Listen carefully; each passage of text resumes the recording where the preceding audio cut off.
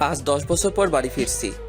10 বছর আগে ছিলাম একটা অপদার্থ ছেলে, যার ছিল না কোনো মেধা, ছিল না পড়ার প্রতি মনোযোগ এবং ছিল না টাকা পয়সা। বলতে গেলে ছেলেটি সব দিক দিয়ে জিরো।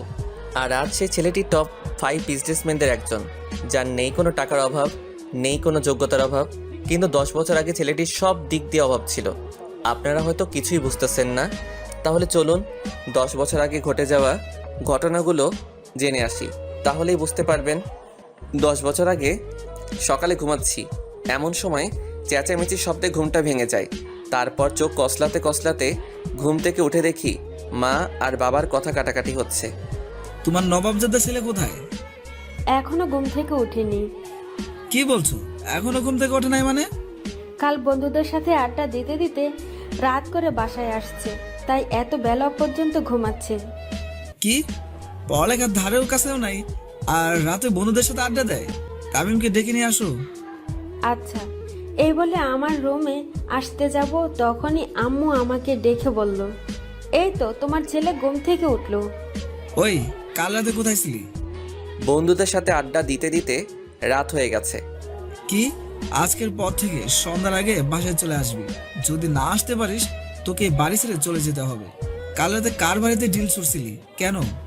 আজ থেকে যেন তোর নামে কোনো অভিযোগ না আসে, যদি আসে তাহলে বাড়ি থেকে চলে যেতে হবে। ওকে, আর কোনোদিন করব না। যদি এবার পরীক্ষা ফেল করিস তাহলে তোকে বিলে চাষ করতে হবে আমার সাথে। আপনাদের তো পরিচয়টা দেওয়া হয়নি। আমি তামিম, বাড়ির একমাত্র সন্তান, আর বাবা কৃষক, আর আমি ইন্টার ফাইনাল ইয়ারে পড়ি।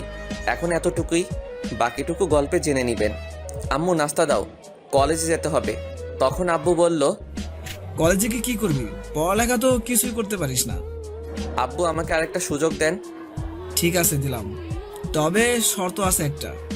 আমি হ্যাঁ বোতক মাথা নাড়লাম। টেবিলে নাস্তা দিছি, খেয়ে কলেজে যা, আর কোনো ঝামেলা করিস না বাবা।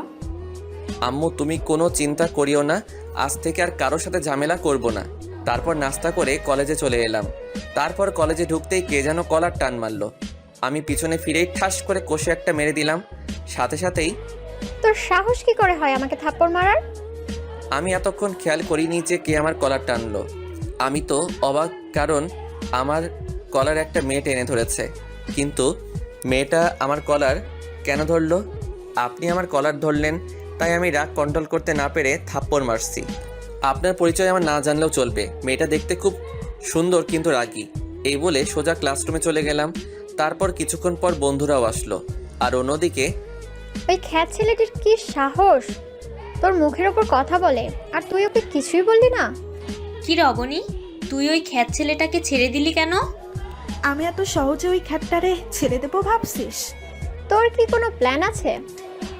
প্ল্যান আছে, আর সেটা ছুটি হলেই দেখতে পারবি। এখন ক্লাসে যাই। তারপর তারা ক্লাসে চলে আসলো। তখন রাফি আমার বন্ধু বলল, কিরে তোর আজ কি হলো? তোকে বউতে ধরে নাই তো? আমি তো ঠিক আছি, আর তোদের কেন মনে হলো আমাকে ভূতে ধরেছে? তখন রিয়াদ বলল, আসলে তুই তো কোনোদিন কলেজে আসিস না, তাই বলছি। আর কলেজে আসলেও তো তুই ক্লাস করিস না, তাই বললাম। হঠাৎ তাদের সাথে কথা বলতে বলতে দরজার দিকে তাকাতেই একটা মেয়েকে দেখে আমি অবাক।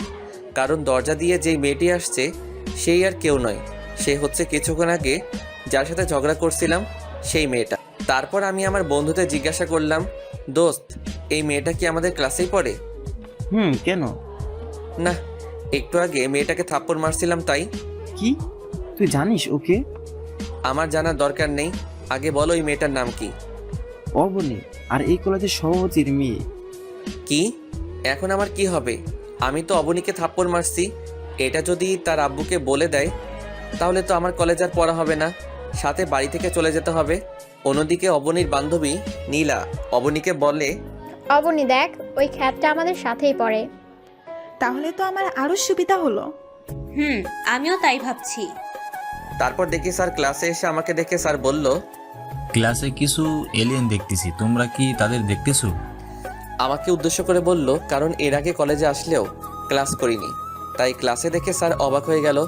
আর আমি স্যারকে বললাম, স্যার এখানে তো কোনো এলিয়েন নাই। তোমাকে দেখে তো এলিয়েনই মনে হচ্ছে। আর এতদিন পর কি জন্য ক্লাস করতে আসছো? 1 মাস পরই তো তোমার পরীক্ষা, একেবারে পরীক্ষা দিতে আসলেই তো হয়। আসলে স্যার আজ থেকে ভালো হয়ে গেছি আর নিয়মিত ক্লাস করব। আমার কথা শুনে সবাই অবাক হয়ে গেল। তার থেকে আরও বেশি অবাক হলো স্যার, আর আমার বন্ধুরাও অবাক হয়ে গেল, কারণ তারা ভাবতে পারেনি যে আমি আজ থেকে ক্লাস করব। তখন স্যার বলল, ক্লাস করলে ভালো। তারপর স্যার আরও কিছুক্ষণ ক্লাস করিয়ে চলে গেল। তারপর সব ক্লাস করে যখনই বন্ধুদের নিয়ে গেট দিয়ে বাহির হব, তখনই কে যেন খ্যাত খ্যাত করে আমাকে ডাকতেছে। ওই খ্যাত, আমি পিছনে ফিরে দেখি অবনী আমায় ডাকতেছে। আমাকে বলতেছেন, এখানে তুই ছাড়া আর কে আছে? আচ্ছা আসতেছি। এই বলে আমার বন্ধুরা সহ আমি অবনীর কাছে গেলাম। ওই তোরা যা। আমরা কেন যাব? যেতে বলছি, যাবি নাকি অন্য ব্যবস্থা করব? আচ্ছা যাচ্ছি। তারপর ওরা চলে যাওয়ার পর, ওই তোর নাম কি? তামিম। আর কি জন্য ডাকছেন ওইটা বলেন। কেন, তোকে কি কাজ ছাড়া ডাকা যায় না নাকি? তা নই, কিন্তু কেন ডাকলেন তা তো বলেন। তখন নীলা বলল, অবনী দেখ, ওই খ্যাত ছেলেটা তোর মুখে মুখে কথা বলতেছে আর তুই তা সহ্য করতেছিস। তখন অবনী বলল, ওই খ্যাত, তোর সাহস কি করে হয় আমার মুখে মুখে কথা বলা? এই বলে ঠাস। আপনারা ভাবছেন থাপ্পড়টা আমার গালে লাগছে? আপনারা ঠিকই ভাবছেন, থাপ্পড়টা আমার গালে লাগছে। আর ওর থাপ্পড়ের আওয়াজ শুনে যারা কলেজে ছিল সবাই আমার দিকে তাকিয়ে আছে, আর আমি গালে হাত দিয়ে দাঁড়িয়ে আছি। আমাকে মারলেন কেন? আবার আমার মুখে মুখে কথা বলতেছিস? সরি আপু। ঠাস, আবার থাপ্পড় মারলো। এই বড়লোক মেয়েগুলো গরিবদের ভাবেটা কি? আমরা গরিব বলে কি আমাদের কোনো প্রাণ নেই? আমাদের কি কোনো ফিলিংস নেই? আমরাও তো মানুষ। আপনি আবার আমায় মারলেন কেন? আজ থেকে আমায় ম্যাডাম বলে ডাকবি। কি বলে ডাকবি? ম্যাডাম বলে। এই তো, গুড বয়। আর শোন, কাল সকালে তাড়াতাড়ি আসবি। Okay madam. তারপর অবনীর কাছ থেকে বিদায় নিয়ে সোজা বাসায় চলে আসলাম। তারপর ফ্রেশ হয়ে আম্মুকে বললাম, আম্মু খুব খিদে পেয়েছে, খাবার দাও। আচ্ছা তুই টেবিলে বস, আমি খাবার দিচ্ছি। তারপর খাবার খেয়ে রুমে গিয়ে শুয়ে গেলাম। আর কলেজে ঘটে যাওয়া ঘটনাগুলো ভাবতেই কখন যে ঘুমিয়ে গেলাম নিজেও জানি না। অন্যদিকে অবনী কলেজ থেকে বাড়ি ফিরে আর গান গেয়ে গিয়ে সিঁড়ি থেকে উঠতে যাবে, ঠিক তখনই শিমুল চৌধুরী, আজ আমার মেয়েকে এত সুন্দর লাগছে কেন? আমি একটা ছেলেকে ভালোবেসে ফেলেছি। তা কে সেই ছেলেটা, যে ছেলেটা আমার এই মেয়ের মন কেড়ে নিয়েছে? ছেলেটার নাম তামিম, কিন্তু তার স্ট্যাটাস আমাদের মতো অত হাই লেভেলের না। ও, তা ছেলেটাকে কি বলেছিস তুই অনেক পছন্দ করিস বা ভালোবাসিস? না মা, আচ্ছা এসব এখন থাক না। এসব এখন খুব জোরে খিদে পেয়েছে। তুমি খাবার রেডি করো, আমি ফ্রেশ হয়ে আসতেছি। নীলা, আচ্ছা যা মা। দোস্ত তুই কোথায়, আজ আসবি না? আমি তো ঘুম যাচ্ছি। কি? আচ্ছা তুই রফিক আঙ্কেলের চায়ের দোকানে চলে আয়। কেন বলো তো, কোনো সমস্যা হয়েছে নাকি? আরে না, আজ আড্ডা দিবি না? আমি তো আড্ডা দেওয়ার জন্য কল দিচ্ছি। সরি দোস্ত, আজ থেকে আমি আর আড্ডা দিব না। আচ্ছা তামিম, তুই কি আমাদের সেই বন্ধু তামিম নাকি অন্য কেউ? কেন বলতো? না মানে ভূতের মুখে রাম রাম শুনছি তাই বলতেছি। এখানে রাম রামের কি হয়েছে? আমরা তো অনেক আড্ডা দিয়ে অনেক সময় নষ্ট করছি, আর সামনে পরীক্ষা, তাই ভাবলাম ভালোভাবে প্রস্তুতি নিতে হবে। আচ্ছা ঠিক আছে দোস্ত। তারপর বাইরে চলে আসলাম। তারপর মাগরিবের নামাজ পড়ে বাড়িতে চলে আসলাম আর বই নিয়ে পড়তে বসলাম। তারপর 10টার দিকে আম্মু খাবার জন্য ডাক দিল। তারপর ডিনার করে ঘুমিয়ে গেলাম। তারপর সকালবেলা ঘুম থেকে উঠে ফ্রেশ হয়ে নাস্তা করে কলেজে যাই। আর কলেজে গিয়েই তো আমি অবাক, কারণ অবনী আজ শাড়ি পরে আসছে। মনে হচ্ছে আসমান থেকে পরি নেমে এসেছে। ছি, আমি এসব কি ভাবতেছি? ও কোথায় আর আমি কোথায়? ওরা বড়লোক আর আমরা গরিব, ওদের সাথে আমাদের মানায় না। তারপর এইসব ভাবতে ভাবতে ক্লাসে চলে আসলাম। নীলা, আজ এই খ্যাটটা আসেনি নাকি? জানি না রে। আচ্ছা চল, ক্লাসের সময় হয়ে গেছে, ক্লাসে যাই। চল। কি রে অবনী, কাকে খুঁজছিস? আর ওই খ্যাটটা আসে নাই না কি আজ? তারপর হঠাৎ অবনীর আমার দিকে চোখ পড়তেই, দেখ নীলা, ওই খ্যাটটা কলেজে আসলো অথচ আমার সাথে দেখা করেনি। এর একটা বিহিত করতে হবে। আজ ওর একটা বিহিত করতেই হবে। ক্লাস ছুটি হোক, তারপর দেখাচ্ছি। আমি ক্লাসে এসে বন্ধুদের পাশে বসে গেলাম। তখন রাফি বলল, কিরে দোস্ত, কি অবস্থা? এই তো ভালো, তোদের কি অবস্থা? আমরাও ভালো দোস্ত। তারপর স্যার ক্লাসে চলে আসলো। তারপর স্যার কিছু নোট লিখে দিলেন আর বললেন, আচ্ছা কাল তোমাদের এই বিষয়ের উপর ক্লাস টেস্ট নেওয়া হবে, তাই সবাই ভালোভাবে প্রস্তুতি নাও। তারপর স্যার আরও কিছুক্ষণ ক্লাস করে চলে গেলেন। তারপর একে একে সব ক্লাস করে চলে আসতে যাব, তখন দেখি অবনী গেটের ওইখানে দাঁড়িয়ে আছে। আমি অবনীকে না দেখার ভান করে চলে যেতে যাব, তখনই ওই ক্যাট, তোকে সকালে আমার সাথে দেখা করতে বলেছিলাম না? সরি, আসলে ভুলে গেছিলাম। কাল সকালে আসার পর আমার সাথে দেখা করে তারপর ক্লাস করতে যাবি। আচ্ছা এখন তুই যেতে পারিস। আচ্ছা যাচ্ছি। এই বলে বন্ধুদেরকে নিয়ে চলে আসলাম। মাঝপথে রিয়াদ বলল, আচ্ছা দোস্ত, ওই অবনী তোর পিছনে এইভাবে লেগে আছে কেন? তখন রাফি বলল, ওই দিন অবনীকে তামিম থাপ্পড় মারলো না, মনে হয় ওইটার বদলা নেওয়ার প্ল্যান করতেছে। এই রে, এরা কিভাবে জানলো আমি অবনীকে থাপ্পড় মারছি? সত্যি তুই অবনীকে থাপ্পড় মারছিস? তাহলে তো তুই শেষ। আরে এমনি ভয়ে ভয়ে আছি, আর তুই সেইখানে আরো ভয় দেখাচ্ছিস। কোথায় সাহস দিবি তা না করে উল্টা আমায় ভয় দেখাচ্ছিস। তোরা কি আদৌ আমার বন্ধু নাকি শত্রু তা আজও জানতে পারলাম না।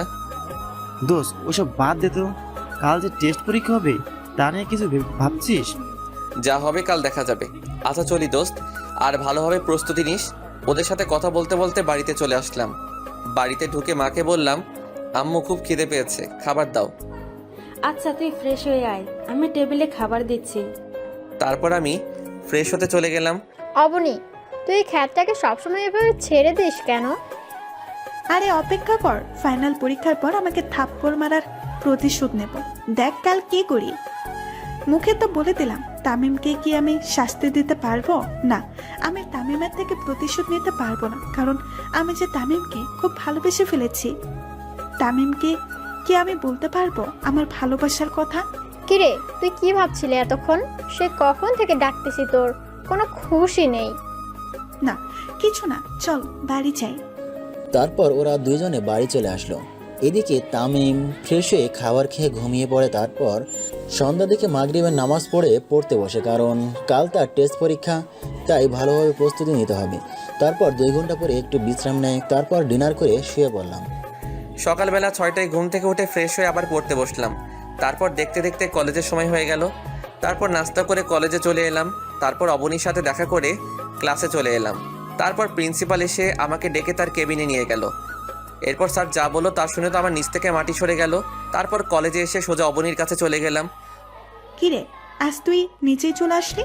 যাক, ভালোই হলো। বলেন ম্যাডাম, কেন ডেকেছেন? কেন ডেকেছি তার জন্য কি তোকে কৈফিয়ত দিতে হবে নাকি? এই বলে ঠাস করে 2 গালে 2টা থাপ্পড় মারলো। থাপ্পড়টা এত জোরে লাগলো যে আমার ঠোঁট থেকে রক্ত বের হচ্ছে আর খুব জ্বলছে। তবু সহ্য করে থাকলাম, কারণ এখন কিছু বললে হিতে বিপরীত হতে হবে, তার চেয়ে চুপ করে থাকি। যা তো এখান থেকে। তারপর আমি সোজা ক্লাসরুমে চলে আসলাম, আর আমি পকেট থেকে রুমালটা বের করে রক্ত মুছে আবার ঢুকিয়ে রাখলাম। তারপর আমার বন্ধুরা চলে এলো। তারপর বন্ধুদের সাথে একটু কথা বললাম। অন্যদিকে অবনী ভাবতেছে, না, তামিমকে এভাবে মারাটা ঠিক হয়নি। ধুর, এখন কি তামিমকে ভালোবাসার কথা বললে তো আমাকে মেনে নিবে না। তামিম তো আমাকে মেনে নিবে না, কারণ আজ আমি যা অন্যায় করলাম তার জন্য তামিম আমাকে ক্ষমা নাও করতে পারে। এখন কি করি? তখন অবনীর বান্ধবী রিমি বলল, কিরে অবনী, কি ভাবছিস? চল ক্লাসে যাই। চল। তারপর অবনী আর তার বান্ধবীরা চলে আসলো। এদিকে রাফি তামিমকে বলল, কিরে দোস্ত, তোর ঠোঁট কাটলো কি করে? আরে তেমন কিছু না দোস্ত, সামান্য ব্যথা পেয়েছি, ঠিক হয়ে যাবে। আচ্ছা। রাফির সাথে কথা বলতেছি, তখন স্যার ক্লাসে চলে আসলো। স্যার ক্লাসে ঢোকার সাথে সাথে প্রিন্সিপালও ক্লাসে ঢুকলো আর বলল, তোমাদের মধ্যে তামিমকে?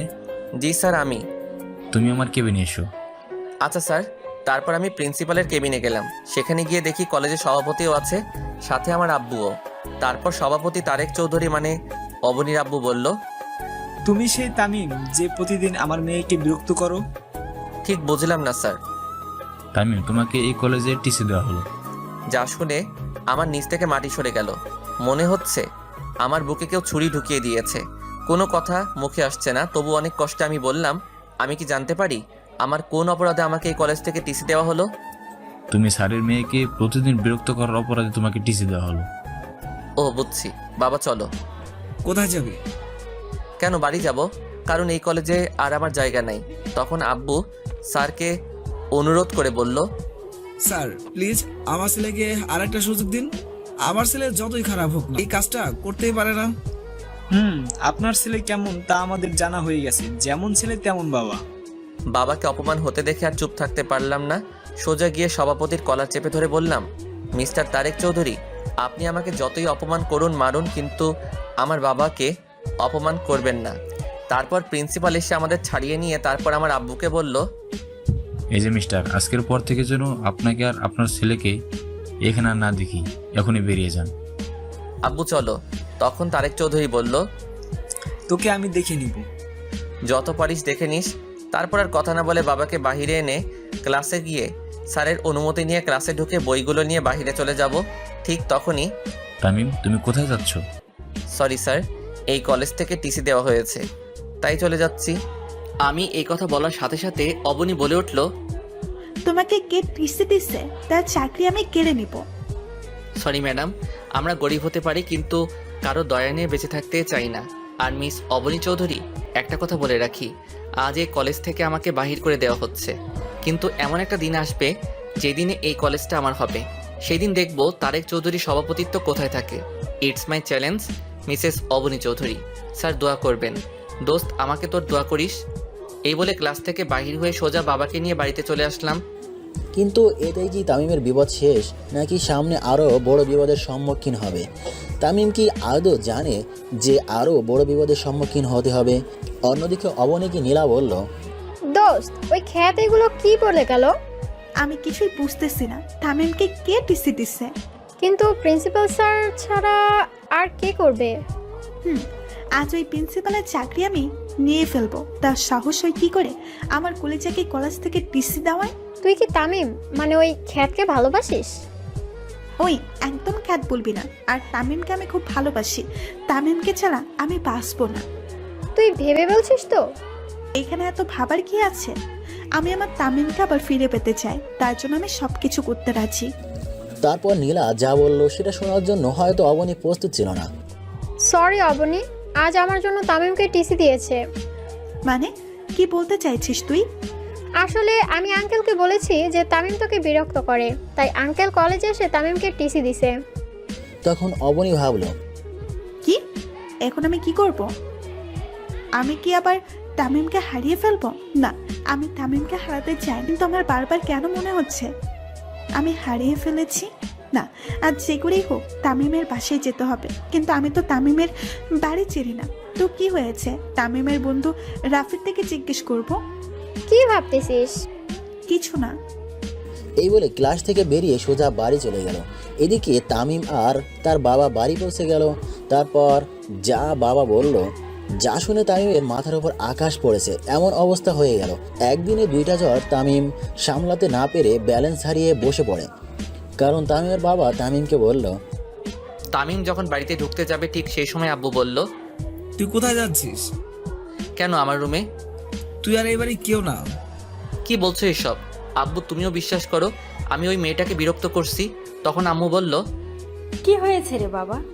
তারপর আব্বু কলেজে ঘটে যাওয়া সব ঘটনাগুলো বলল। তারপর আম্মু সোজা এসে আমার গালে থাপ্পড় মেরে বলল, ছি, তোকে আমার ছেলে বলতেও লজ্জা করছে। বেরিয়ে যা আমার বাড়ি থেকে। আম্মু শেষ পর্যন্ত আর বলতে না দিয়ে, আজ থেকে তোকে আমরা ত্যায্যপুত্র করলাম। তুই এই বাড়ি কেউ না, বেরিয়ে যা আমার বাড়ি থেকে। আর কোনোদিন যেন আমার মুখের সামনে না দেখি।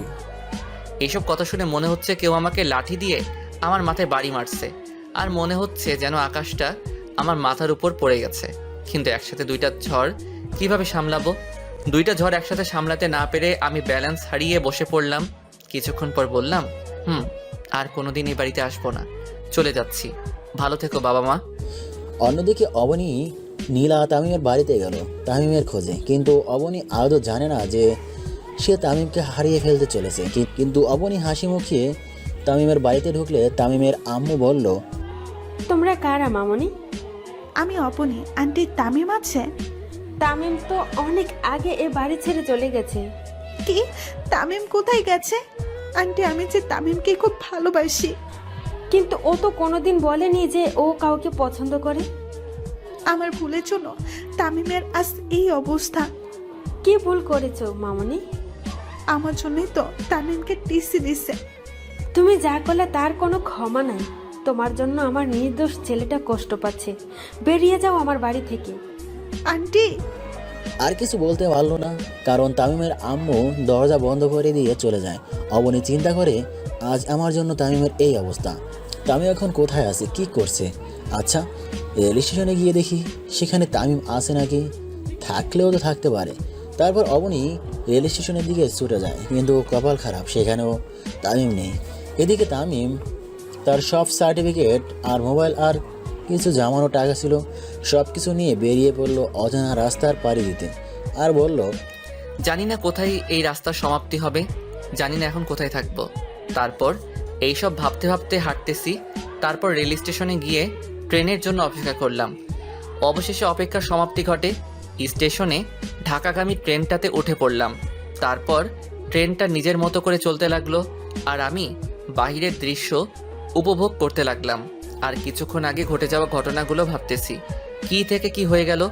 এটা তো হওয়ার ছিল না, কিন্তু যা হওয়ার তা তো হবেই, কারণ এটাই যে নিয়তির খেলা। নিয়তির খেলা হিসেবে আমাকে তো মেনে নিতেই হবে। এসব ভাবতেই নিজের অজান্তেই চোখে দিয়ে পানি চলে এলো। দেখতে দেখতে সন্ধ্যা হয়ে গেল। 8টার দিকে ট্রেনটা স্টেশনে থামলো। আমি স্টেশনে নেমে মোবাইল থেকে সিমটা খুলে ফেললাম আর নতুন সিম ঢুকিয়ে নিলাম। তারপর একটা দোকানে ঢুকে রাতের খাবারটা খেয়ে নিলাম। তারপর খাবার খেয়ে আবার আনমনে ফুটপাত দিয়ে হাঁটতেছি। রাতের অন্ধকারে জ্যোৎস্না চাঁদের আলোয় যেন রাস্তাটা যেন সৌন্দর্যের শোভা পেল। এইভাবে হাঁটতে হাঁটতে কিছু দূর গিয়ে মোবাইলটা হাতে নিয়ে দেখি 12টা বাজে, আর মোবাইলে দেখি 6% চার্জ আছে। তারপর আশেপাশে চেয়ে দেখি পুরো রাস্তা ফাঁকা, শুধু আমি একা রাস্তায় হাঁটতেছি আর জ্যোৎস্না রাতের সৌন্দর্য উপভোগ করতেছি। কিন্তু এই সৌন্দর্য যে এখন আর আমার ভালো লাগে না, কারণ আমি আমার প্রিয় দুইটা জিনিস যে হারিয়ে ফেললাম। কিন্তু কি করব, এইসব নিয়ে চিন্তা করে লাভ নেই। এখন আমার ক্যারিয়ার নিয়ে ভাবতেছি। হঠাৎ দেখি কয়েকজন ছেলে একটা লোকের সাথে ধস্তাধস্তি করতেছে। আমি বাধা দিতেই ওরা আমার পেটে ছুরি ঢুকিয়ে দিয়েই পালিয়ে যায়। এরপর আর কিছু মনে নেই। তারপর যখন চোখ খুললাম তখন দেখি যেই মানুষটাকে বাঁচাতে গিয়ে আমি আঘাত পেয়েছি, সেই লোকটি আর একটা মেয়ে আমার পাশে বসে আছে। হয়তো তার মেয়ে হবে। লোকটি আমার চোখ খুলতে দেখে বলল, বাবা তোমার এখন কেমন লাগছে? ভালো, কিন্তু একটু ব্যথা করছে। আস্তে আস্তে ঠিক হয়ে যাবে। আচ্ছা তোমার নাম কি? তামিম। আর আপনি কে আঙ্কেল? আমি আরিফ চৌধুরী, চৌধুরী গ্রুপ অফ ইন্ডাস্ট্রিজের মালিক। আর ইনিকে? তখন মেয়েটি বলল, আমি মাইশা চৌধুরী। আচ্ছা তোমার বাবা মার নম্বরটা দাও। আর তুমি কোথায় থাকো? আমার তো কেউ নাই আঙ্কেল, আর আমি ঢাকায় কাল রাতে আসছি। কে বলেছে তোমার কেউ নেই? আজ থেকে তুমি আমাদের সাথেই থাকবে। না আঙ্কেল, আপনারা আমার জন্য অনেক করছেন। আপনাদের এই ঋণ আমি কোনোদিন শোধ করতে পারবো না। কিসের ঋণ? বাবার কাছে ছেলের ঋণ থাকে না। আজ থেকে তুমি আমাদের সাথেই থাকবে। না আঙ্কেল, এই আমাকে আর বলতে না দিয়ে আঙ্কেল বললেন, তোমাদের সাথে থাকবে ব্যাস, আমি আর কোনো কথা শুনতে চাই না। কিন্তু তখন মাইশা বলল, কোনো কিন্তু নয়, তুমি আমাদের সাথে থাকবে ব্যাস। ওনাদের জোরাজোরিতে আমি ওনাদের সাথে যেতে রাজি হলাম। তারপর আঙ্কেল ডাক্তারের কাছে গিয়ে বললেন, ডাক্তার আমরা কি তামিমকে বাসায় নিয়ে যেতে পারবো? পারবেন, তবে ওনাকে কিছুদিন রেস্ট নিতে হবে। আচ্ছা ঠিক আছে ডাক্তার। তখন মাইশা আমাকে বলল, আচ্ছা আপনার এখন কেমন লাগছে? আমার একটা হাত ধরে, অনেকটাই ভালো। হাত ছাড়িয়ে নিলেন কেন? চুপ করে আছি। কি হলো, চুপ করে আছেন কেন? তখন হঠাৎ আঙ্কেল ঢুকলেন, আর মাইশা আঙ্কেলকে দেখে মাইশা বললেন, আব্বু, তামিমকে আমরা কবে বাসায় নিয়ে যেতে পারবো? আজই নিয়ে যেতে পারবো। সত্যি বাবা, আজই নিয়ে যেতে পারবো? সত্যি। কিন্তু বুঝলাম না এই মেয়েটার এত খুশি লাগছে কেন। এই মেয়েটার হাবভাব আমার ভালো ঠেকছে না। এসব ভাবছি তখনই আঙ্কেল বললেন, তাই তুমি রেডি হয়ে নাও। আমি পকেটে হাত দিয়ে দেখি মোবাইলটা নেই। তাই আমি আঙ্কেলকে বললাম, আঙ্কেল একটা কথা বলবো? বলো, অনুমতি নেওয়ার প্রয়োজন নেই। আমার মোবাইলটা। আর বলতে না দিয়ে, এই নাও। আমি মোবাইলটা হাতে নিতেই অবাক হয়ে যাই, কারণ 100% চার্জ আছে। তাতে দেখে আমার মোবাইলের ওয়ালপেপারে মাইশার পিক, কিন্তু ওর পিক আমার মোবাইলে। ওর পিক দিল কেন? আমি মাইশার দিকে তাকাতেই দেখি মাইশা চুপি চুপি হাসতেছে, কিন্তু আমার মাথায় কিছুই ঢুকতেছে না। এই মেয়ের মতলবটা কি? আমি আর কিছু না ভেবে আঙ্কেলকে বললাম, আঙ্কেল আমি রেডি।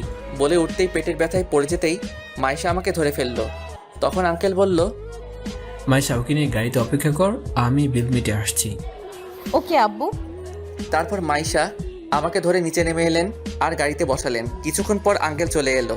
আঙ্কেল গাড়িতে উঠে ড্রাইভারকে বললেন, ড্রাইভার গাড়ি চালাও। ড্রাইভার গাড়ি স্টার্ট দিয়ে আপন মনে চালাতে লাগলেন। কিছু তো যাওয়ার পর গাড়ি একটা বাড়ির সামনে থামলো আর মাইশা আমাকে ধরে বাড়ির ভিতর নিয়ে গেল। তারপর একটা রুমে নিয়ে গিয়ে বসালো। তারপর মাইশা বাহিরে চলে গেল আর আমি খাটে বসে এদিক ওদিক চোখ বোলাতে লাগলাম। রুমটা খুব সুন্দর করে গোছানো আর চারিদিকে মাইশার ছবি লাগানো।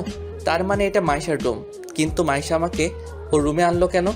এইসব ভাবতেছি, হঠাৎ মাথা ব্যথা করছে, তাই শুয়ে পড়লাম আর বাবা মায়ের কথা ভাবতেছি। হঠাৎ খেয়াল করলাম চোখ থেকে পানি ঝরছে। বাবা মায়ের কথা ভাবতে ভাবতে কখন যে ঘুমিয়ে পড়লাম নিজেও জানি না। তারপর যখন ঘুম থেকে উঠলাম তখন অনুভব করলাম কেউ আমার মাথায় হাত বুলিয়ে দিচ্ছে। আমি চোখ খুলতেই দেখি মাইশা আমার মাথায় হাত বুলিয়ে দিচ্ছে। আমি চোখ খুলতে দেখে মাইশা হাত সরিয়ে বলল, ও ঘুম থেকে উঠেছেন, যান গিয়ে ফ্রেশ হয়ে আসেন। কিছু খেতে হবে, না হলে ওষুধ খাবেন কিভাবে? আমি অসহায় দৃষ্টিতে তাকিয়ে আছি, কারণ আমি হাঁটতে চাইলে পড়ে যাব, কারণ আমার পেটে ব্যথা হবে। আমার তাকিয়ে থাকা দেখে মাইশা বলল, আপনি তো ভালোভাবে হাঁটতেও পারবেন না।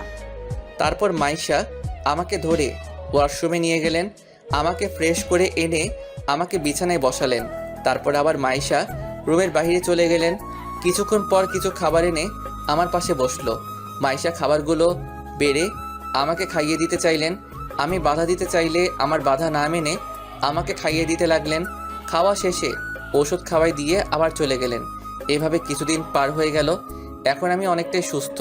এই কয়দিনে মাইশা আমার অনেক কেয়ার করেছে। অন্যদিকে অবনী তামিমের দেখা না পেয়ে দরজা বন্ধ করে কান্না করতে থাকে আর বলতে থাকে, তামিম, তুমি কোথায় হারিয়ে গেলে? পাওয়ার আগে তোমাকে হারিয়ে ফেললাম। জানি না কোনোদিন তোমার দেখা পাবো কি না, তবু আমার দৃঢ় বিশ্বাস তুমি আবার আমার কাছে ফিরে আসবে। কিন্তু কবে ফিরে আসবে তুমি? এইসব ভাবতেছে তখনই অবনীর মা দরজায় কড়া নেড়ে বলল, মা আর কতদিন এইভাবে থাকবি? এখন কিছু খেয়ে নে, সকাল থেকে কিছু খাসনি। মা তুমি যাও তো, আমার খিদে নেই। তা বললে তো হবে না, আজ একটু খেয়ে নে মা। তুই না খেলে কি তামিম তোর কাছে ফিরে আসবে? মা আমি এখন কি করব? আমি যে তামিমকে খুব ভালোবেসে ফেলেছি। তোর ভালোবাসা যদি সত্যি হয় তাহলে তামিম আবার তোর কাছে ফিরে আসবে। তাই যেন হয় মা। দোয়া করি যেন তামিম আবার তোর কাছে ফিরে আসে। এই খাবারটা খেয়ে নে। অবনী দরজাটা খুলে দেয় আর খাবারগুলো খেয়ে ঘুমিয়ে পড়ে। হঠাৎ অবনী স্বপ্ন দেখে। অবনীর মন খারাপ, তাই অবনী বাড়ি থেকে হাঁটতে হাঁটতে পার্কের দিকে যেতে থাকে। কিছুক্ষণ হাঁটার পর পার্কে পৌঁছে যায়, কিন্তু পার্কে যখন ঢোকে তখন অবনী দেখতে পায় একটা ছেলে আর একটা মেয়ে কাঁধে মাথা রেখে কথা বলছে। অবনী আর একটু এগিয়ে গিয়ে আরও ভালো করে লক্ষ্য করে দেখে ছেলেটাকে সেই চেনে। ছেলেটি আর কেউ নয়, ছেলেটি হলো তামিম। কিন্তু অবনী পাশে থাকা মেয়েটিকে চিনতে পারেনি। তাই অবনী তামিমের কাছে যখন যায় তখন তামিম আর মেয়েটি চলে যেতে থাকে। কিছুক্ষণ যাওয়ার পর দেখে তামিম আর মেয়েটি উধাও হয়ে যায়। অবনী না বলে চিৎকার দিয়ে ওঠে, যার কারণে শিমুল চৌধুরীর ঘুমও ভেঙে যায়। অবনী চিৎকার করায় শিমুল চৌধুরী বলল, কি হয়েছে মা, চিৎকার করলি কেন? মা তামিম আমাকে ছেড়ে চলে গেছে। তুই খারাপ স্বপ্ন দেখছিস হয়তো। আচ্ছা এখন ঘুমিয়ে পড়। ওকে মা। অবনী তামিমের কথা ভাবতে ঘুমিয়ে পড়ে। এদিকে ফ্রেশ হতেই বাইরে বের হতেই মাইশা রুমে আসলো আর তামিমকে বলল, চলো ডিনার করতে। আপনি যান, আমি আসতেছি। মাইশা চলে গেল। আমিও কিছুক্ষণ পর নিচে এলাম। নিচে এসে চেয়ারে বসলাম। তারপর মাইশা প্লেটে খাবার বেড়ে দিল। আমি খেতে লাগলাম। খাওয়ার মাঝখানে আঙ্কেল বলে উঠল, তামিম, তোমার এখন কেমন লাগছে? আঙ্কেল পুরোপুরি ভালো। তুমি কোন ইয়ারে পড়ো? ইন্টারের ফাইনাল ইয়ারের পরীক্ষা দিব, কিন্তু দিতে পারিনি। কাল তোমাকে মাইশার কলেজে ভর্তি করে দেব। আচ্ছা ঠিক আছে আঙ্কেল। তোমার সার্টিফিকেটগুলো আছে তোমার সাথে? আছে। মাইশা, তাহলে কাল তামিমকে নিয়ে ভর্তি করে দিস। ওকে বাবা। না, তার দরকার হবে না, আমি নিজেই ভর্তি হয়ে নিব। আচ্ছা, তোমার যা ভালো মনে হয়। আচ্ছা, আরেকটা কথা ছিল। কি কথা আঙ্কেল বলেন? এরপর আঙ্কেল যা বললেন তা শুনে তো আমি অবাক। কাল থেকে তুমি ক্লাস করে আমার সাথে অফিস সামলাবে। এটা শোনার পর আমি অবাক হয়ে গেলাম। আঙ্কেল এটা কি বলল? আমাকে চিনে না অথচ আমাকে বিশ্বাস করে তার কোম্পানির দায়িত্ব নিতে বলছেন, কিন্তু আমি তো এই দায়িত্বটা নিতে পারবো না। আঙ্কেল এসব কি বলেন? আমার পক্ষে সম্ভব না আঙ্কেল। কেন সম্ভব না? কারণ আপনার কোম্পানি সামলানোর মতো যোগ্যতা আমার নাই। কাল থেকে তুমি আমার সাথে অফিস সামলাবে। কিন্তু আর বলতে না দিয়ে আঙ্কেল বলল, কোনো কিন্তু না, তুমি অফিস সামলাবে মানে সামলাবে। আমি আর কোনো কিছুই শুনতে চাই না। কিন্তু আঙ্কেল, আপনি আমাকে চিনেন না, জানেন না, অথচ আমাকে আপনার কোম্পানি সামলানোর দায়িত্ব দিচ্ছেন কেন? কারণ আমি জানি তুমি কোনোদিন আমার সাথে বিশ্বাসঘাতকতা করবে না, এটা আমার বিশ্বাস। আপনি আমাকে এতটা বিশ্বাস করেন? আচ্ছা, আমি যদি কোনোদিন আপনার সাথে ভুলে বিশ্বাসঘাতকতা করে ফেলি, আল্লাহ না করুক, তখন কি আমার ক্ষমা হবে? যদি তা ক্ষমার অযোগ্য হয়? চাই তুমি কোনোদিন আমার সাথে বিশ্বাসঘাতকতা করবে না, আর করলেও নিজের ছেলেকে শাস্তি দিব, তারপর আবার আপন করে নেব। আঙ্কেল বলল, আমার নিজের অজান্তে চোখ দিয়ে পানি ঝরতেছে। মাইশা তা খেয়াল করতে পেরে বলল, কি হলো, তুমি কাঁদছো কেন? মা বাবার কথা মনে পড়তেছে তো, তাই হয়তো কান্না পাচ্ছে। আর যদি তারা থাকতো তাহলে কতই না ভালো হতো। তুমি কি আমাকে এখনো আপন ভাবতেই পারোনি? তা না আঙ্কেল, এই বলে খাবার রেখে ছাদে চলে আসলাম। কি হলো, এভাবে চলে গেলে কেন? হয়তো বাবা মার কথা মনে পড়ছে, হয়তো তাই মনে হয় চলে গেছে। হয়তো মন খারাপ হয়েছে, তুই গিয়ে দেখ তো। ওকে বাবা। এই বলে মাইশা খাবার শেষ করে আমার রুমে এসে দেখে আমি নাই। তারপর ছাদে চলে আসে, আর আমি কাঁদতে কাঁদতে বললাম, বাবা তুমি আমাকে ভুল বুঝলে। তোমরা দুনিয়াতে থাকা সত্ত্বেও তোমাদের সাথে কথা বলতে পারছি না তোমাদের সাথে দেখা করতে। কেন বাবা? আমার তো কোনো দোষ ছিল না, তবু কেন বাবা মা তোমরা আমায় ভুল বুঝলে? এইসব ভাবতেছি আর চোখ দিয়ে পানি ঝরতেছে। হঠাৎ কেউ আমার কাঁধে হাত রাখলো। আমি তাড়াতাড়ি চোখের পানি মুছে পিছন ফিরে দেখি মাইশা দাঁড়িয়ে আছে। আমি মাইশাকে দেখে বললাম, ম্যাডাম আপনি এখানে? আসতে হলো, আর আমাকে একদম ম্যাডাম ডাকবে না। আপনারা কোথায় আর আমি কোথায়? আপনাকে ম্যাডাম না ডেকে আর কি ডাকবো? আমাকে তুমি নাম ধরেই ডাকবে। ম্যাডাম কি করছেন? তামিম, একটা কথা বলবো? বলেন, কিন্তু আর একটু দূরে যান। আচ্ছা যাচ্ছি। তারপর মাইশা আমার থেকে এক হাত দূরে সরে দাঁড়ালো। এইবার বলেন, কি বলবেন আপনি? তোমার কোনো গার্লফ্রেন্ড আছে? কি যে বলেন, আমার মতো একটা খ্যাত ছেলেকে কি কেউ ভালোবাসতে পারে? এছাড়া আমার আর একটা কথা বাকি আছে, কিন্তু তোমাকে কিভাবে যে বলি, তুমি রাগ করবে না তো? রাগ করার মতো কথা হলে অবশ্যই রাগ করব। I love you Tamim. হসপিটালে তোমাকে প্রথম দেখাতেই ভালো লেগে যায়। এই প্রথম আমি কাউকে আমার ভালোবাসার কথা জানালাম। তুমি কি আমাকে তোমার সব দুঃখ কষ্টের ভাগিদার হতে দেবে? প্লিজ, তুমি আমায় ফিরিয়ে দিও না। এই মেয়ে বলে কি? আমিও তোকে পছন্দ করি, কিন্তু আমার পক্ষে যে মাইশাকে ভালোবাসা পসিবল না। আপনার মাথা ঠিক আছে তো ম্যাডাম?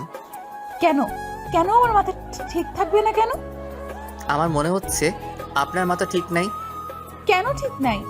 আপনি ঠিক থাকলে আমাকে ভালোবাসার মতো বোকামি করতেন না। কেন, তোমাকে ভালোবাসা কি বোকামি নাকি? তা নয়তো কি? আমি কোথায় আর আপনি কোথায়?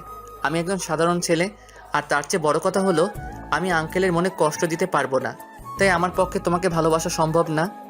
আমি এত কিছু শুনতে চাই না। তুমি আমাকে ভালোবাসবে কিনা বলো। তুমি যদি আমাকে আর একবার ভালোবাসার কথা বলো, তাহলে আমি এখান থেকে চলে যেতে বাধ্য হব। আমার কথা শুনে মাইশা ভয় পেয়ে যায়, তাই মাইশা কিছুক্ষণ ভাবার পর বলল, না, তুমি আমাকে না ভালোবাসো, তবু এই বাড়ি থেকে চলে যেও না প্লিজ। ওকে, যাব না। আচ্ছা, তুমি আমাকে না ভালোবাসো, কিন্তু আমরা ফ্রেন্ড তো হতে পারি। ওকে ডান, বাট অনলি ফ্রেন্ড, আর কিছু না, মনে থাকে যেন। ফ্রেন্ড। আমরা যেহেতু ফ্রেন্ড, তাহলে আমরা তুমি করে বলতে পারি তো? ওকে, সমস্যা নেই ম্যাডাম। আবার madam? Sorry Maisha. It's okay. এরপর আর হলে কোনো ক্ষমা নাই। ওকে মহারানী। রাত তো অনেক হলো, চলো এবার গিয়ে ঘুমিয়ে পড়ো। ওকে, তুমিও যাও। এই বলে আমি ছাদ থেকে নেমে আমার রুমে চলে গেলাম, কিন্তু মাইশা ছাদ থেকে নিচে নেমে সোজা তার বাবার রুমে যায়, আর বাবাকে বলল, বাবা আসবো? আয় মা, কিন্তু তুই কাঁদছিস কেন? আচ্ছা বাবা, আমি যদি তোমার কাছে কিছু চাই, তাহলে আমাকে দিবে তো? অবশ্যই দিব। আমার মেয়ে আমার কাছে কিছু চাইবে আর আমি দিব না, এটা কখনো হয়? কিন্তু বাবা, এটা অন্য সব কিছুর থেকে একদম আলাদা। আমি যদি আমার ভালোবাসার মানুষকে চাই, তাহলে কি তুমি আমাকে দিতে পারবে? অবশ্যই দিব, কিন্তু সেই ছেলেটা কে যাকে তুই আমার কাছে চেয়েছিস? বাবা, তাকে তুমি খুব ভালো করে চিনো। কিন্তু বলবি তো? যে আমার প্রাণ বাঁচিয়েছে, আমি তাকে ভালোবাসি, কিন্তু ও আমাকে ভালোবাসে না। আমার ভালোবাসা গ্রহণ না করে আমাকে ফিরিয়ে দিয়েছে। তামিমের কথা বলছিস? তাই আমি খুব ভালো ছেলে, তুই কোনো চিন্তা করিস না। এখন বল আমাকে কি করতে হবে? তামিমকে সব সময় আমার পাশে থাকতে বলবে, এতেই হবে। শুধু এতটুকুই? আচ্ছা আমি বলে দিব। থ্যাংক ইউ আব্বু। এখন অনেক রাত হয়েছে, গিয়ে শুয়ে পড়। ওকে আব্বু। এই বলে মাইশা আঙ্কেলের রুম থেকে সোজা তার রুমে চলে যায় আর তামিমের কথা ভাবতে ভাবতে ঘুমিয়ে পড়ে। আমি রুমে গিয়ে মোবাইলে অ্যালার্ম দিয়ে শুয়ে পড়লাম। কিছুক্ষণের মধ্যেই ঘুমিয়ে গেলাম। সকালবেলা অ্যালার্মের শব্দে ঘুমটা ভেঙে যায়। তারপর ফ্রেশ হয়ে নামাজ পড়ে একটু হাঁটাহাঁটি করে ছাদে চলে গেলাম। ছাদে গিয়ে সকালের সৌন্দর্য উপভোগ করতে লাগলাম। পাখির কিচিরমিচিরের শব্দে যেন মনটা যেন ভালো হয়ে গেল। ছাদে আরও কিছুক্ষণ থেকে নিজের রুমে চলে গেলাম। রুমে গিয়ে শুয়ে গেলাম। হঠাৎ কেউ দরজায় নক করলো। আমি গিয়ে দরজা খুলে দিলাম। দরজা খুলতেই দেখি মাইশা দাঁড়িয়ে আছে। মাইশাকে আমি বললাম, তুমি এইখানে? তুমি উঠছো নাকি দেখতে আসলাম। আমি তো অনেক আগে উঠেছি। ও, তো এতক্ষণ কি করেছো?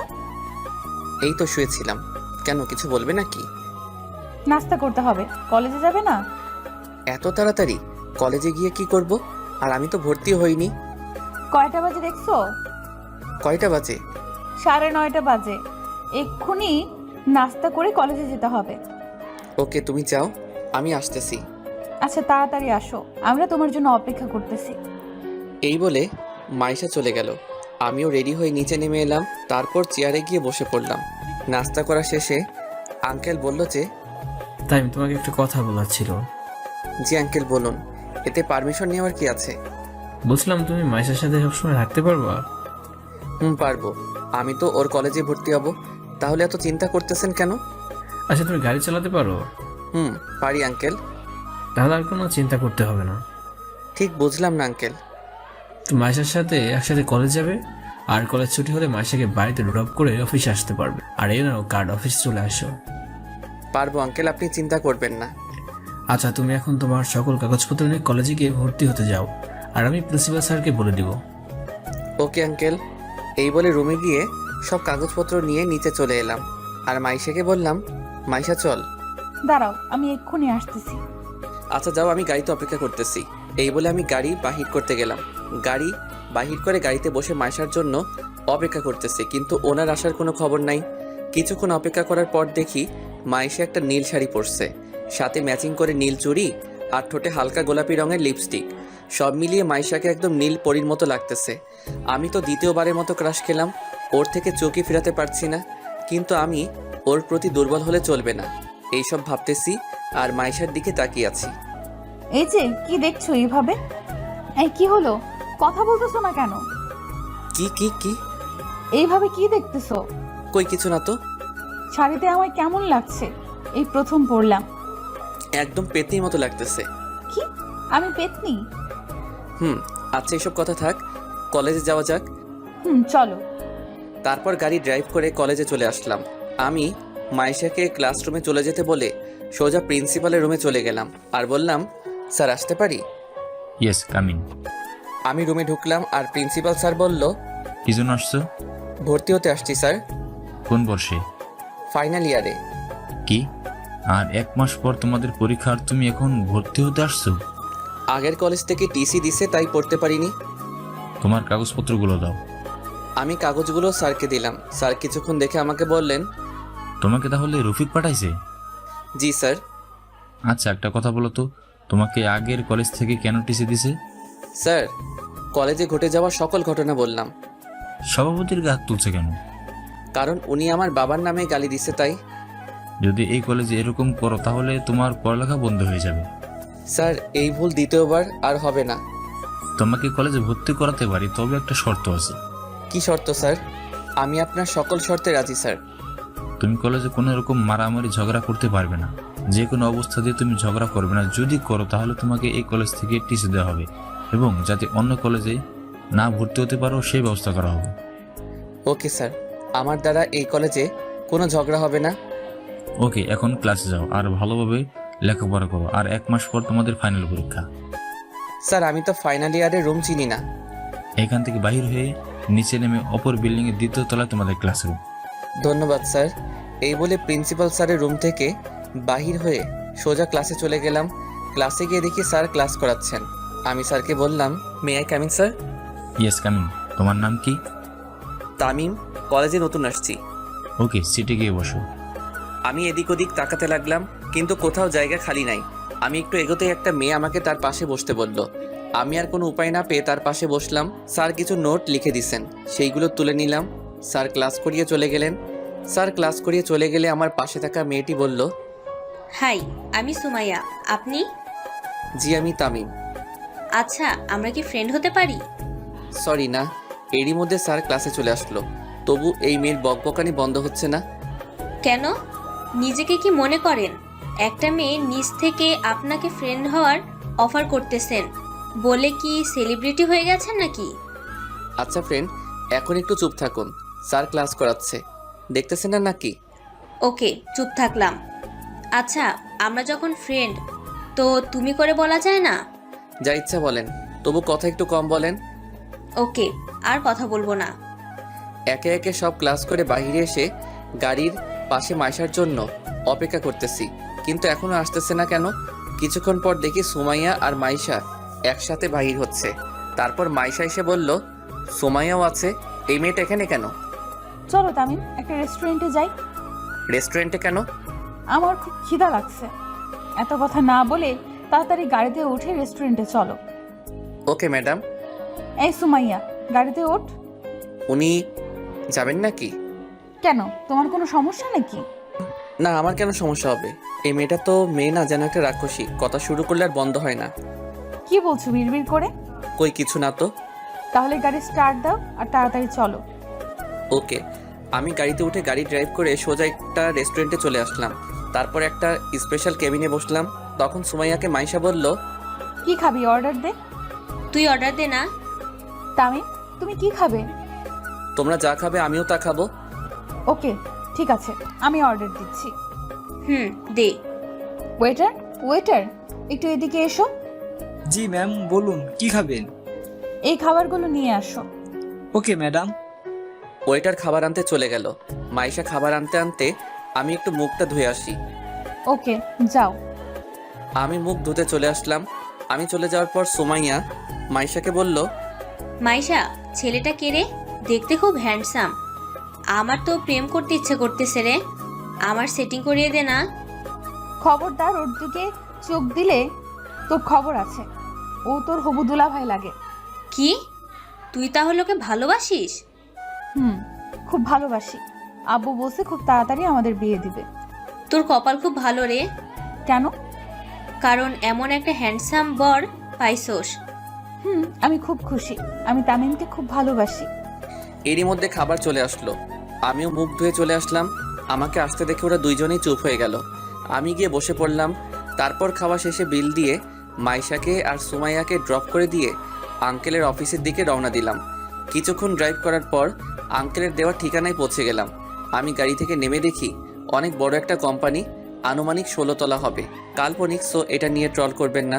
আমি এত বড় অফিস দেখে অবাক হয়ে গেলাম। আমি লিফট দিয়ে 8 তলায় উঠে সামনের দিকে এগোতে লাগলাম। সামনে দেখি আঙ্কেলের কেবিন। আমি আঙ্কেলের কেবিনে নক করে বললাম, আসতে পারি আঙ্কেল? তাই তুমি ভিতরে আসো, চেয়ারে বসো। Okay uncle.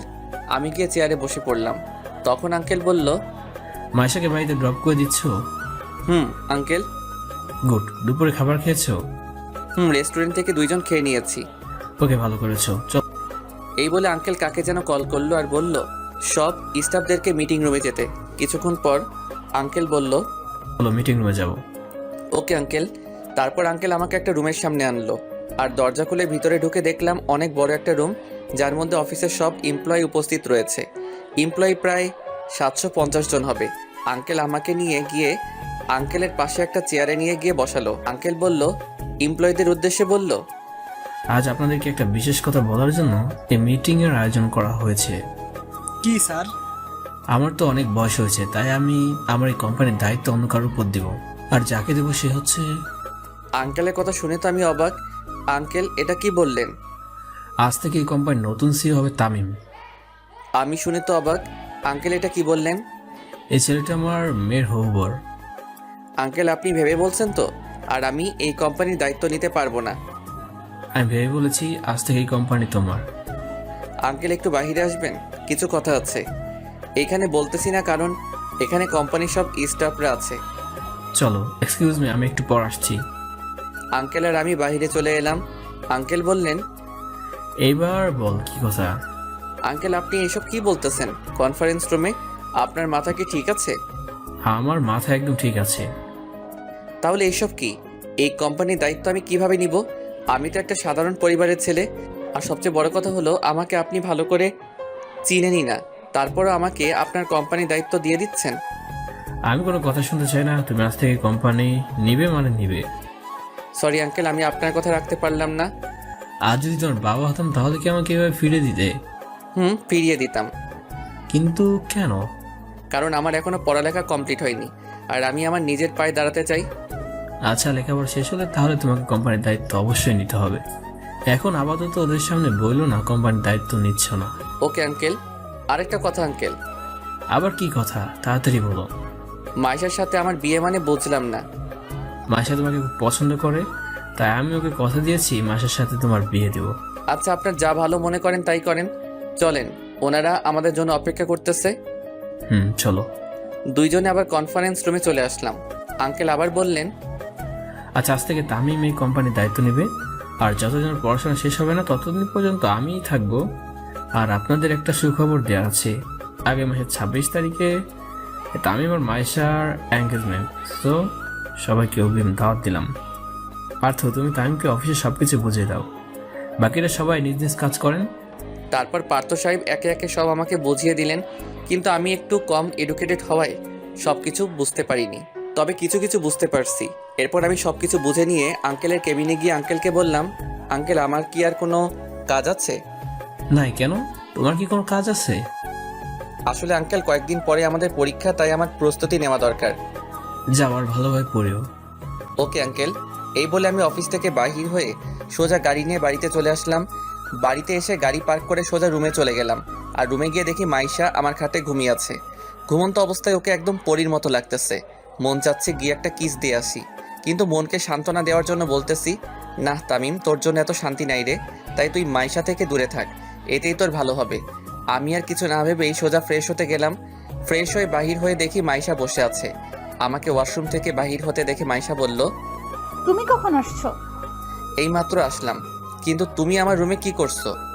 রুম গোছানোর জন্য আসছিলাম, কিন্তু হঠাৎ করেই ঘুম চলে আসে, তাই ঘুমিয়ে পড়ি। সরি তামিম। It's okay. আর যেন আমার রুমে ঘুমিয়ে যেতে না দেখি। আমার বাড়িতে থাকো আর আমাকে তোমার রুমে ঘুমাইতে না বলছো? কি হাস্যকর, তাই না? ওকে, তুমি যখন বলছো তাহলে আর ঘুমাবো না। তাই তো আমি তার বাড়িতে থাকি, অথচ আমি তাকেই বলছি আমার রুমে না আসতে। সত্যি হাস্যকর ব্যাপার। না আসতে পারবে, কোনো সমস্যা নাই, কারণ এটা তো তোমার বাড়ি। আচ্ছা, তুমি অফিস থেকে চলে আসছো কেন? সামনে তো আমাদের পরীক্ষা, প্রস্তুতি নিতে হবে, তো তাই চলে আসলাম। ও ভালো, আমারও অনেক অধ্যায় বাকি রয়ে গেছে। চলো দুজনে একসাথে শেয়ার করে পড়ি। ওকে। কি করব? আমারও যে অনেক পড়া বাকি, তাই না করলাম না। ওকে, কি খাবে, কফি নাকি চা? তুমি বানাবে নাকি? আমি বানাবো। তাহলে তো কফি খেতে হয়। ওকে, তুমি বসো, আমি কফি বানিয়ে আনছি। ওকে। মাইশা রান্নাঘরে চলে গেল, আর আমি বই নিয়ে খাটের উপরে বসে পড়লাম। কিছুক্ষণ পর মাইশা কফি নিয়ে আসলো। দুইজনে কফি খেতে আড্ডা দিলাম। কফি খাওয়া শেষ হলে দুইজনে বই নিয়ে পড়তে বসি। কিছুক্ষণ পরে মোবাইলটা নিয়ে ছাদে চলে আসলাম। তারপর পুরনো সিমটা অ্যাক্টিভেট করে রাফিকে কল দেই। কয়েকবার রিং হওয়ার পর কলটা রিসিভ হলো। হ্যালো রাফি। কে ভাই আপনি? তোর বাপ বলতেছি। ধুর, আমার বাপ এখন আমার সামনে বসে আছে, তুই আবার আমার কোন মায়ের জামাই রে? রাফি ফাইজলামও বাদ দে, বল তোরা কেমন আছিস রে? আমরা ভালো আছি না খারাপ আছি, তার তোর খবর নেওয়ার কি দরকার? 2 মাস হয়ে গেল আমাদের কোনো খবর নিসনি। আসলে সরি ভাই, আমি খুব কষ্টে ছিলাম, তাই তোদের সাথে কথা বলতে পারিনি। কি কষ্ট রে ভাই, আর তুই এখন কোথায় আছিস? আমি এখন ঢাকায় আছি। আচ্ছা আব্বু আম্মু কেমন আছে রে? ওদের জন্য খুব মন খারাপ করছে। আঙ্কেল আন্টি একদম ভালো নেই। তুই যাওয়ার পর এমন একটা দিন নাই যে আঙ্কেল আন্টি তোর কথা জিজ্ঞাসা করেনি। কি কি জিজ্ঞেস করছিল রে, বল না। তুই কোথায় যাচ্ছিস, তুই কোথায় আসিস, আমাদের সাথে তোর কথা হয় কিনা। আন্টি বলেছে তোকে নাকি ভুল বুঝে বাড়ি থেকে বাইরে করে দিছে, কিন্তু কেন? আচ্ছা রাফি, আম্মুকে আমাকে ক্ষমা করছে? আন্টি তো আমাদের সাথে কথা হলেই বলে, রাফি তোমরা আমার ছেলের সাথে কথা হলে বলবা বাড়ি ফিরে আসতে। আমরা তাকে ক্ষমা করে দিছি। সত্যি? কিন্তু কিসের জন্য এই ক্ষমা? আমি তো কিছু বুঝি নাই, আমাকে একটু বলবি? পরে বলবো।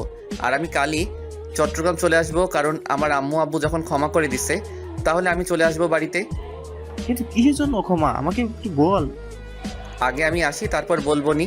আমি তো কালকে চট্টগ্রাম ফিরে আসতেছি, তখন না হয় জানতে পারবি। ওকে, কাল কয়টায় আসবি? সকালের বাসে চলে আসবো।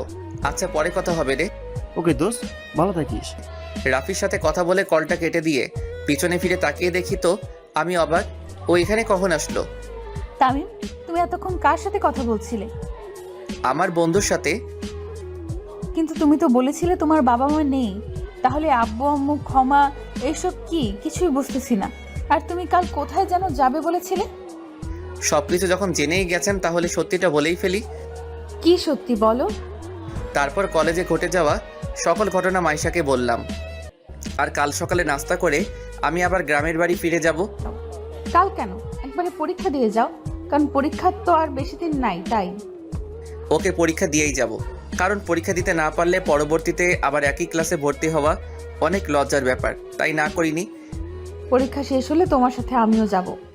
সেটা পরে দেখা যাবে। এই বলে আমি ছাদ থেকে রুমে চলে আসলাম। তারপর কিছুক্ষণ ফেসবুকিং করলাম আর গল্প পোস্ট করলাম।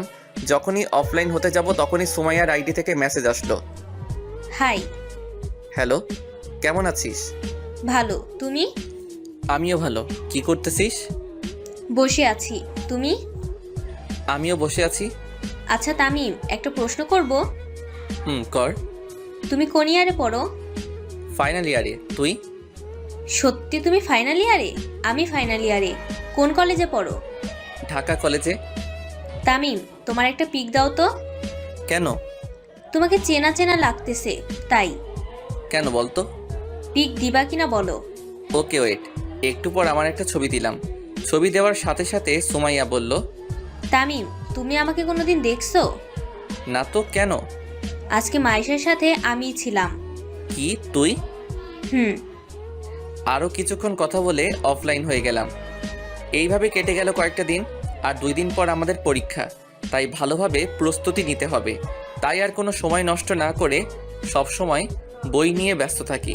পরীক্ষার দিন। তামিম, তাড়াতাড়ি রেডি হও। ওকে দাঁড়াও, আমি আসতেছি। এরপর রেডি হয়ে কলেজে চলে গেলাম। ওয়ার্নিং বেল দিয়ে দিল, তাই পরীক্ষার হলে ঢুকে পড়লাম। স্যার প্রশ্ন দিয়ে গেল, কিন্তু প্রশ্ন এত সহজ যে 2 ঘন্টার জায়গায় 50 মিনিটে শেষ করে ফেলছি। এইভাবে একে একে সব পরীক্ষা দিয়ে ফেলছি। সব পরীক্ষা মোটামুটি ভালো হয়েছে। আজ পরীক্ষা শেষ দিন, শেষ পরীক্ষাটাও দিয়ে ফেললাম। এখন আমাকে চট্টগ্রাম ফিরতে হবে, তা আঙ্কেলকে বলা দরকার। তাই পরীক্ষা দিয়ে সোজা মাইশাকে নিয়ে বাড়ি চলে আসলাম রাতে। আঙ্কেল, একটা কথা বলার ছিল। বলো। সকালে চট্টগ্রাম যাবে আর কি, ওকে, কোনো সমস্যা নেই। আপনি জানলেন কি করে? মাইশা বলেছে আর বাড়ি যাবা। ঠিক আছে, তবে আসার সময় রিয়ানদেরও নিয়ে আসবা। এখনো বিয়ে হয়নি, তার মধ্যে আমার আব্বু আম্মুকে বিয়ান বানিয়ে ফেলছে। ওনারা কি আসবে? কেন আসবে না? দরকার হলে আমি কল করে বলবো। Okay uncle. এই বলে ডিনার করে রুমে চলে গেলাম আর মা বাবার সাথে কথা ভাবতে লাগলাম। বাবা মা, আবার তোমাদেরকে দেখতে পাবো। তোমরা কেমন আছো? তোমাদেরকে দেখতে আমার খুব ইচ্ছে করছে। এই সব ভাবতে ভাবতে কখন যে ঘুমিয়ে গেলাম নিজেও জানি না। সকালবেলা দরজায় নাড়ার আওয়াজে ঘুমটার 12টা বেজে গেল। আমি উঠে দরজা খুলতেই দেখি মাইশা কফি নিয়ে দাঁড়িয়ে আছে। দরজা খুললেই কফিটা রেখে চলে যায়। আমি সোজা ওয়াশরুমে গিয়ে ফ্রেশ হয়ে এসে নিচে চলে এলাম। তারপর নাস্তা করে রুমে চলে আসলাম। ব্যাগ গুছিয়ে আবার নিচে নেমে এলাম আর আঙ্কেলকে বললাম, আঙ্কেল যদি কোনো দোষ করে থাকি তো ক্ষমা করবেন। কি যে বলো না তুমি। এ নাও। এইটা কিসের চাবি? তোমার নতুন গাড়ি। এইসবের কি দরকার ছিল আঙ্কেল? আচ্ছা, এসব কথা এখন থাক, তোমার দেরি হয়ে যাচ্ছে। আঙ্কেল আসি। মাইশা আসি। যদি বেঁচে থাকি তো তাহলে আবার আসবো আঙ্কেল। এই বলে গাড়ি নিয়ে গেট দিয়ে বের হয়ে যখনই মেইন রোডে উঠতে যাব ঠিক তখনই ট্রাকের সাথে আমার গাড়ির অ্যাক্সিডেন্ট হয়ে যায়। কি ভাবছেন গল্প শেষ হয়ে গেল? তাহলে ভুল ভাবছেন, কারণ গল্পের সিজন 2 আসতে চলেছে। সো সবাই সিজন 2 এর জন্য অপেক্ষা করুন আর আমাদের চ্যানেলটি সাবস্ক্রাইব করে রাখুন। ধন্যবাদ। আমি গাড়ি থেকে ছিটকে দূরে পড়ে যাই আর একটা পিলারের সাথে বাড়ি খাই। তারপর আর কিছু মনে নেই। আফটার 5 মান্থস, 5 মাস পর ডক্টর তামিম এখন কেমন আছে? উনি এখন অনেকটাই বিপদমুক্ত। তামিম এতদিন কোথায় ছিলেন? আজ হঠাৎ তার সেন্স ফিরে আসে, তাই ওনাকে ঘুমের ওষুধ দিয়ে হালকা ট্রিটমেন্ট করি। এই বলে মাইশা তামিমকে দেখতে তামিমের কেবিনে যায়। মাইশা দেখে তামিম শুয়ে আছে। মাইশা ডাক্তারকে বলল, ডক্টর তামিমের কখন জ্ঞান ফিরবে? 1 ঘন্টা পরে তামিমের জ্ঞান ফিরবে, তার চেয়ে বেশিও লাগতে পারে। কিন্তু তামিমের জ্ঞান ফেরার পর ওনাকে কোনো প্রশ্ন করবেন না, কারণ এতে পেশেন্টের ক্ষতি হতে পারে। ওকে ডাক্তার। আপনি তাহলে এখানে বসেন। ডাক্তার চলে গেল আর মাইশা তামিমের মাথায় হাত বুলিয়ে দিচ্ছে আর তামিমের দিকে তাকিয়ে আছে আর বলতেছে, তামিম তুমি কি জানো না আমি তোমাকে কতটা ভালোবাসি?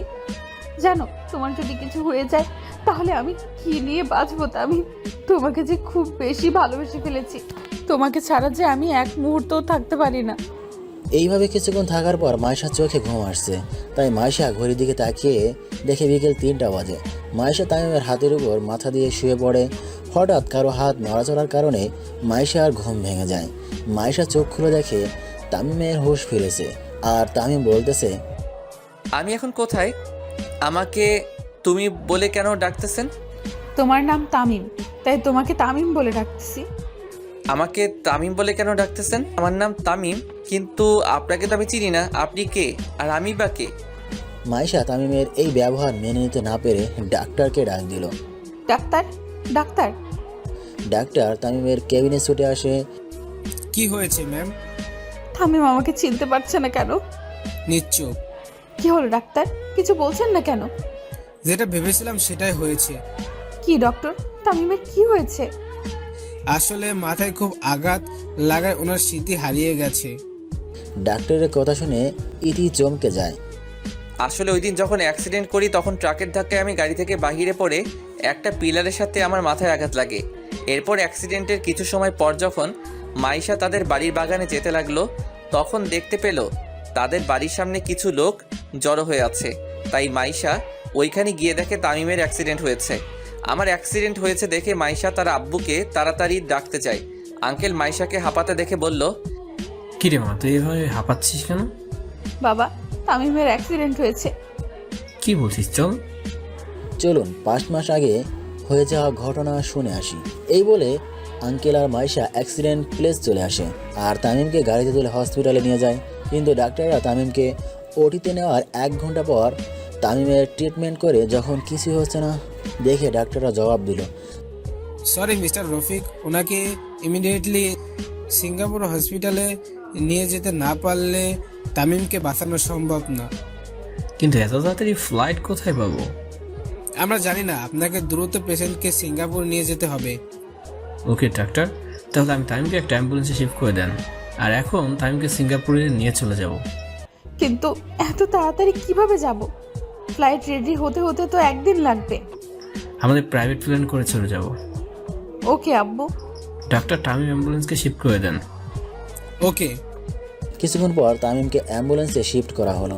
তারপর অ্যাম্বুলেন্স নিয়ে এয়ারপোর্টের দিকে রওনা দিল আর মাইশা তামিমের হাত ধরে কাঁদতে কাঁদতে বলল, তামিম তুমি এইভাবে আমার সাথে কথা না বলে থাকতে পারবে না। তামিম কথা বলো প্লিজ, তামিম কথা বলো।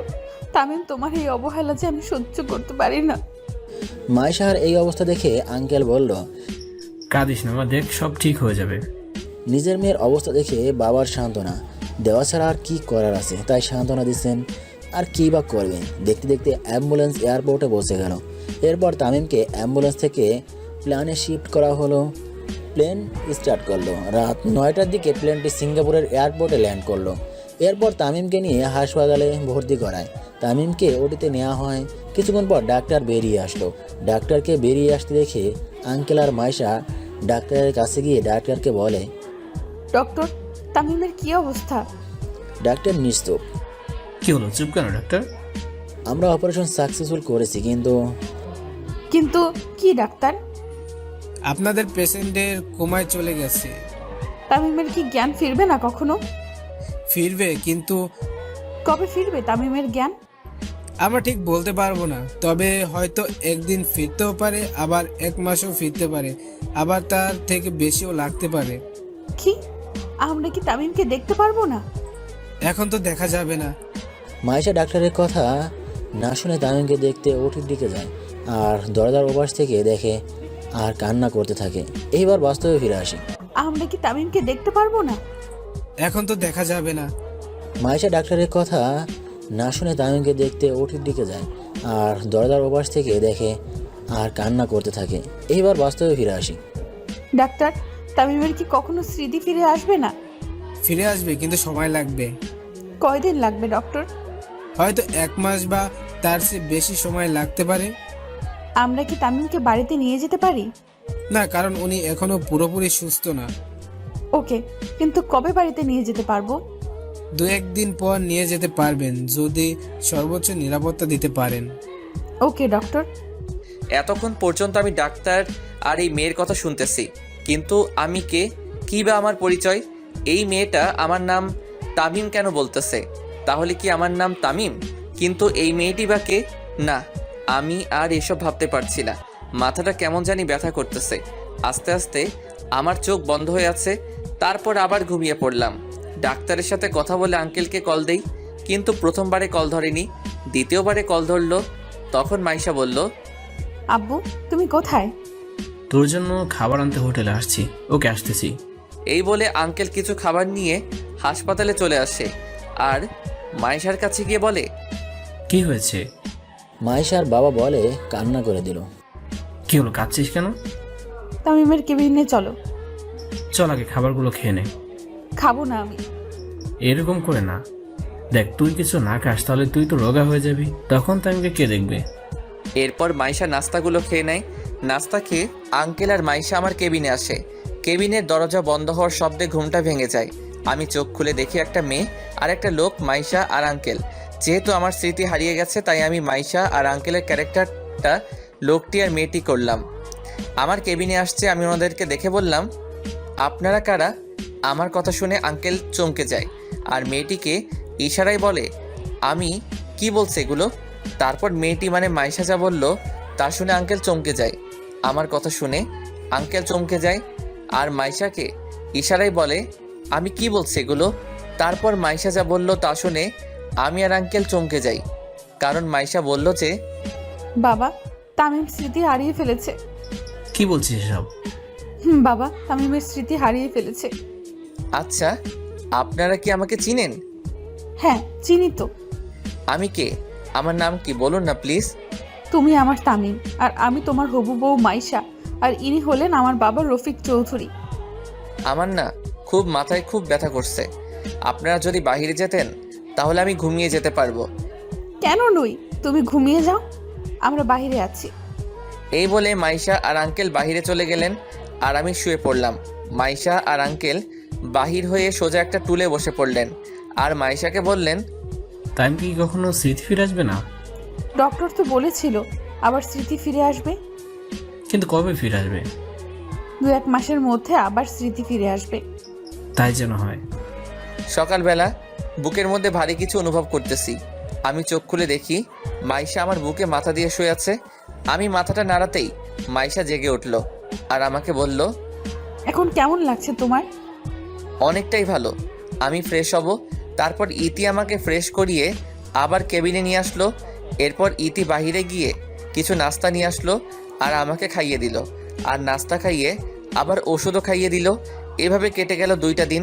এখন আমি অনেকটাই সুস্থ, হাঁটতে পারি পুরোপুরি, কিন্তু এখনও আমার স্মৃতি ফিরে আসেনি।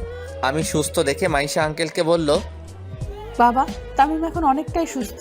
ডাক্তারকে বলে রিলিজের ব্যবস্থা করো, আর আমরা আজকেই বাংলাদেশে যাব। ওকে, আমি এখন ডাক্তার কাছে যাচ্ছি। এই বলে আঙ্কেল চলে গেল। একটু পর আঙ্কেল আবার আসলো আর বলল, তামিমকে রেডি কর, আর আমরা এখনই এয়ারপোর্টে যাব। ওকে বাবা। এরপর মাইশা আমাকে একটা কালো শার্ট আর কালো প্যান্ট দিয়ে বলল এগুলো পরতে। মাইশা বাহিরে চলে গেল আর আমিও শার্ট আর প্যান্টটা পরে বাহিরে আসলাম। তারপর সবাই মিলে গাড়ি করে এয়ারপোর্টে চলে আসলাম। এরপর আঙ্কেলের প্রাইভেট প্লেনে করে বাংলাদেশের উদ্দেশ্যে রওনা দিলাম। বিকাল 4টার দিকে প্লেনটি ঢাকা শাহজালাল আন্তর্জাতিক এয়ারপোর্টে ল্যান্ড করলো। এরপর আমরা 3 জনে এয়ারপোর্ট থেকে বাহির হয়ে গাড়ির জন্য অপেক্ষা করতে লাগলাম। একটু পর একটা গাড়ি আসলো।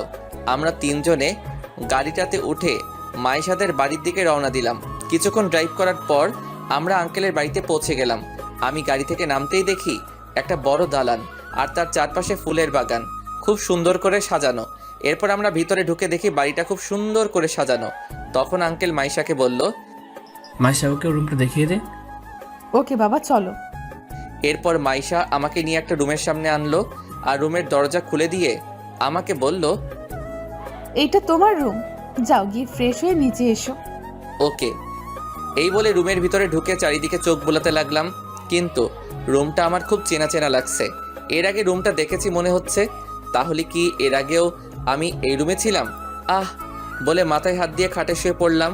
মাথাটা প্রচণ্ড ব্যথা করছে, তাই শুয়ে পড়লাম। যখন ঘুম ভাঙে তখন ঘড়ির দিকে তাকিয়ে দেখি 9টা বাজে, তাই তাড়াতাড়ি ফ্রেশ হয়ে সোজা নিচে চলে আসলাম। আমাকে নিচে নামতে দেখে আঙ্কেল বলল, তুমি এখন পুরোপুরি সুস্থ তো? হ্যাঁ আঙ্কেল। তাহলে কাল থেকে আবার আমার সাথে অফিস করবে এবং ভার্সিটিতে ভর্তি হবে। কিন্তু ভার্সিটিতে ভর্তি হতে হলে তো সার্টিফিকেট লাগে, কিন্তু আমার সার্টিফিকেটগুলো কোথায় তা তো আমি জানি না।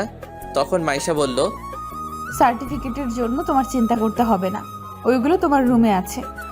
ওকে, কিন্তু আমি কি আপনার সাথে অফিসে বসতে পারবো? তখন আঙ্কেল বলল, কেন পারবে না? আমি তো এইসব কিছুই জানি না। তুমি চিন্তা করো না, আস্তে আস্তে সব শিখে নেবে। Okay uncle. অনেক কথা হয়েছে, এখন ডিনার করে নাও। ডিনার করে নাও। ওকে। এরপর ডিনার করে রুমে চলে এলাম। রুমে এসে ওষুধ খেয়ে বেলকনিতে দাঁড়িয়ে ভাবতে লাগলাম, কে এরা, কে এই মাইশা? আমি কি তাদেরকে চিনতাম? কিন্তু মাইশা তো বলল আমি তাকে ভালোবাসি। এটা কি সত্যি নাকি মিথ্যা? আমার বাবা মা কারা? কোথায় থাকে ওনারা? কি আমার পরিচয়? আমার নাম তামিম, এই ছাড়া কি আরও পরিচয় আছে আমার? আবার মাথা ব্যথা শুরু হয়ে গেল, তাই শুয়ে পড়লাম। কিন্তু এই আমি কাকে দেখতে পাচ্ছি? কে এই বয়স্ক মহিলা যাকে আমি ভাবনায় দেখতে, কিন্তু ওই মহিলা আদর করে দেওয়া ছেলেটা তো আমি, কিন্তু কে এই মহিলা? আর আমার পাশে থাকা লোকটি বা কে? কিন্তু ওনাদেরকে তো আমি কোথাও দেখেছি মনে হচ্ছে। কোথায় দেখেছি? হঠাৎ ঘুমটা ভেঙে গেল। তাহলে কি আমি এতক্ষণ স্বপ্ন দেখছিলাম? কিন্তু এই মহিলা আর লোকটি বা কে? আমি কি ওনাদেরকে চিনি? আমার মনে হচ্ছে ওনারা আমার খুব কাছের কেউ, কিন্তু কে হতে পারে? ধুর, বাদ দে এসব, এখন ঘুমিয়ে যাই। সকালে 8টার দিকে ঘুমটা ভেঙে গেল। ঘুম থেকে উঠে ফ্রেশ হয়ে সোজা নিচে চলে এলাম। এরপর আঙ্কেল বললেন, তাই এখন কেমন লাগছে তোমার? অনেকটাই ভালো। চেয়ারে বসে আর নাস্তা করে নাও। Okay uncle. চেয়ারে বসে নাস্তা করতে লাগলাম। এমন সময় মাইশা বলল, তামিম, তোমার সার্টিফিকেট পাইছো? পাইছি, কিন্তু আঙ্কেল আপনাকে একটা কথা বলার ছিল। বলো কি কথা? আমার আম্মু আব্বু কোথায়? ওনারা কি নেই? আমি তো জানি না। কেন? কারণ তুমি আমাদেরকে বলোনি তাই। আমি বলিনি মানে বুঝি নাই আঙ্কেল। আঙ্কেল ওই দিন রাতের ঘটনা বলে। ও নাস্তা খাওয়া শেষ করে রেডি হয়ে আসো। কেন? ভার্সিটিতে যেতে হবে আর আমাদের ভর্তি হতে হবে, এমনিতেই অনেক দিন দেরি হয়ে গেছে। ওকে, কিন্তু আপনাকে যেতে হবে না, আমি একাই ভর্তি হতে পারবো। আমি অন্য ভার্সিটিতে ভর্তি হব। কেন? আমার সাথে গেলে সমস্যা কি? কোনো সমস্যা নাই। তাহলে আমার সাথে পড়তে অসুবিধা কোথায়? আমার অন্য ভার্সিটিতে পড়তে চাই, তাই আপনার সাথে আপনার ভার্সিটিতে পড়তে চাই না। কিন্তু তখন আঙ্কেল বলল, আচ্ছা মা, বাদ দে তো, তামিম যখন চাইবে তখন ওকে ওর মতো চলতে দে। কিন্তু বাবা। কোনো চিন্তা নয়, তামিম যাও গিয়ে রেডি হয়ে এসো। এই বলে আমি রুমে এসে একটা নর্মাল শার্ট আর প্যান্ট পরে নিচে এলাম। আমাকে এসব কাপড় পরতে দেখে আঙ্কেল বললেন, এগুলো তুমি কি পরেছো? কেন, শার্ট আর প্যান্ট পরছি। দামি দামি শার্ট থাকতে এই খ্যাতমার্কা শার্ট পরছো কেন? আমাকে এগুলো তো ভালোই লাগছে, আপনি আর না করবেন না। ওকে, সব কাগজপত্র নিয়েছো? নিছি। এই নাও কার্ড, আর পাসওয়ার্ড হলো। এটা কিসের কার্ড? এই ক্রেডিট কার্ড, তোমার যখন যা ইচ্ছে খরচ করতে পারো। না আঙ্কেল, আমার লাগবে না, আমাকে শুধু ভর্তি ফি আর 500 টাকা দেন, তাতেই হবে। ওকে নাও, আর এটা তোমার অফিসের কার্ড, ক্লাস করে অফিসে চলে এসো। Okay uncle. এই বলে আমি যখনই বাহির হতে যাব তখনই মাইশা বলল, গাড়ি নিয়ে যাবে না? না, আমি রিক্সা নিয়ে যাব। ওকে। কি তামিমের স্বভাব এভাবে পাল্টে গেল কেন? ও তো আগে এইরকম খ্যাত হয়ে চলতো না। তাহলে কি স্মৃতিশক্তি যাওয়ার সাথে তামিমের নিজস্ব পার্সোনালিটি চেঞ্জ হয়ে গেছে? আমাকে যেইভাবেই হোক তামিমের স্মৃতি আবার ফিরিয়ে আনতে হবেই। এই বলে বাসা থেকে বাহির হয়ে রিক্সার জন্য অপেক্ষা করতে লাগলাম। অনেকক্ষণ দাঁড়িয়ে থাকার পর একটা রিক্সা পেলাম। এরপর রিক্সা নিয়ে ভার্সিটির দিকে রওনা দিলাম। কিছুক্ষণ পর ভার্সিটি পৌঁছে গেলাম। রিক্সা ভাড়া দিয়ে ভার্সিটিতে প্রবেশ করলাম আর চারিদিকে চোখ বোলাতে লাগলাম। চারিদিকে সবাই স্মার্ট আর বড় লোকের ছেলে, শুধু আমি একা খ্যাত হয়ে ভার্সিটিতে ঢুকলাম। এরপর আমি অফিসে গিয়ে ভর্তি হয়ে ক্লাসরুমে এসে বসলাম। একটু পর স্যার আসলো আর আমার পরিচয় জানতে চাইলে পরিচয়টা বললাম। একে একে সব ক্লাস করে ক্লাস থেকে বাহির হয়ে সোজা গেটের দিকে যেতে লাগলাম। এরপর যখনই গেটের বাহিরে পা রাখবো তখনই কে যেন আমাকে তামিম তামিম বলে ডাক দিল। আমি পিছনে ফিরতেই দেখি একটা মেয়ে আমায় ডাকছে। ভাবতেছি দাঁড়াবো নাকি চলে যাব, চলেই যাই। এরপর যখন হাঁটা আবার শুরু করলাম তখন আবার ডাকা শুরু করলো, তাই আমি দাঁড়িয়ে গেলাম। তখন মেয়েটি বলল, তোমাকে কখন থেকে ডাকতেছি, তুমি দাঁড়াচ্ছ না কেন? আপনি আমায় ডাকছিলেন? তো কাকে ডাকবো, এখানে তুমি ছাড়া আর কেউ নেই। এইবার বলেন আমাকে কেন ডেকেছেন? তুমি এতদিন কোথায় ছিলে? আমি কোথায় ছিলাম তা আপনাকে বলবো কেন? আপনি কে জানার? কেন, আমি তোমার ফ্রেন্ড, আমি তো জানতেই পারি তুমি এতদিন কোথায় ছিলে। আমি তো আপনাকে চিনি না। আমি সুমাইয়া, তুমি আমাকে চিনতে পারছো না? সরি, আমি সুমাইয়া নামের কাউকে চিনি না। আর আপনাকে তো আমি কোনোদিন দেখিই নাই, আজ প্রথম দেখলাম আপনাকে। কি বলছো তুমি এসব? আমি সত্যি বলছি। আর পথ ছাড়েন, আমার যেতে হবে। আর কোনোদিন আমায় বিরক্ত করবেন না। এই বলে সোজা বাসায় চলে আসলাম। বাসায় গিয়ে দেখি মাইশা আমার আগে কলেজ থেকে চলে আসলো। আমাকে আসতে দেখে মাইশা বলল, আজ কলেজ কেমন কাটলো? ভালো, আমি ফ্রেশ হয়ে আসি। এই বলে সোজা রুমে চলে আসলাম। দেখতে দেখতে 2টা মাস চলে গেল। এখন আমার সব স্মৃতি মনে পড়ে গেছে। কলেজেও অনেক ফ্রেন্ড হয়ে গেছে। আঙ্কেলের কোম্পানিতেও কাজ করি। বাবা মায়ের কথা খুব মনে পড়তেছে। বাবা মাকে খুব মিস করতেছি। ভাবতেছি বাড়ি ফিরে যাব, কিন্তু এর আগে আমাকে প্রতিষ্ঠিত হতে হবে, তারপর বাড়ি ফিরে যাব। আজ 19শে জানুয়ারি 2022 সাল। 19শে জানুয়ারি মাইশার জন্মদিন, মানে আর একদিন পরই ইতির বার্থডে। তাই আঙ্কেল আমাকে বলল, তামিম, কাল ইতির বার্থডে, তাই আমি চাই বার্থডে সব দায়িত্ব তোমাকেই নিতে হবে। ওকে আঙ্কেল, আপনি কোনো চিন্তা করবেন না, আমি সব সামলে নিব। ওকে, তুমি এখন যাও, আমি একটু পরে আসবো। না আঙ্কেল, এখন অনেক রাত হয়ে গেছে, সো আপনি চলে যান। আমি না হয় ফাইলগুলো দেখে আসতেছি। ওকে, তাহলে আমি যাই। এই বলে আঙ্কেল গাড়ি নিয়ে বাসায় চলে গেলেন। আর আমি ফাইলগুলো রেখে কিছুক্ষণ পর বাসায় চলে আসলাম। বাসায় এসে ফ্রেশ হয়ে ঘুমিয়ে পড়লাম, কিন্তু কোনোভাবেই ঘুম আসতেছে না। তাই ছাদে চলে গেলাম। ছাদে একটু দাঁড়িয়ে আবার রুমে চলে আসলাম। রুমে এসে আবার শুয়ে গেলাম। ফ্রেশ হয়ে নিচে নাস্তা করতে এলাম। নাস্তা করতে বসছি, এমন সময় আঙ্কেল বললেন, কাজ কত দূরে গিয়েছে? সন্ধ্যার আগে হয়ে যাবে সবকিছু। তখন মাইশা বলল, কিসের কাজ বাবা? কোম্পানির কাজ। ও হুম। বাবা, আমি আজ একটু বান্ধবীর বাসায় যাব, আস্তে আস্তে সন্ধ্যা হয়ে যাবে। ওকে, সমস্যা নেই। থ্যাংক ইউ আব্বু, তাহলে আমি যাই আব্বু। ওকে, সাবধানে যাও। ওকে। এই বলে মাইশা গাড়ির চাবি নিয়ে বান্ধবীর বাড়ি চলে গেল। তখন আঙ্কেল আমাকে বলল, তামিম, তুমি তোমার কাজ করো। Okay uncle. এরপর আমি সোজা ডেকোরেশনের দোকানে চলে গেলাম। এরপর বার্থডের জন্য সব অ্যারেঞ্জ করে সোজা অফিসে চলে গেলাম। মাইশা বাড়িতে প্রবেশ করে দেখে বাড়িতে কেউ নেই, পুরো বাড়িটা ফাঁকা।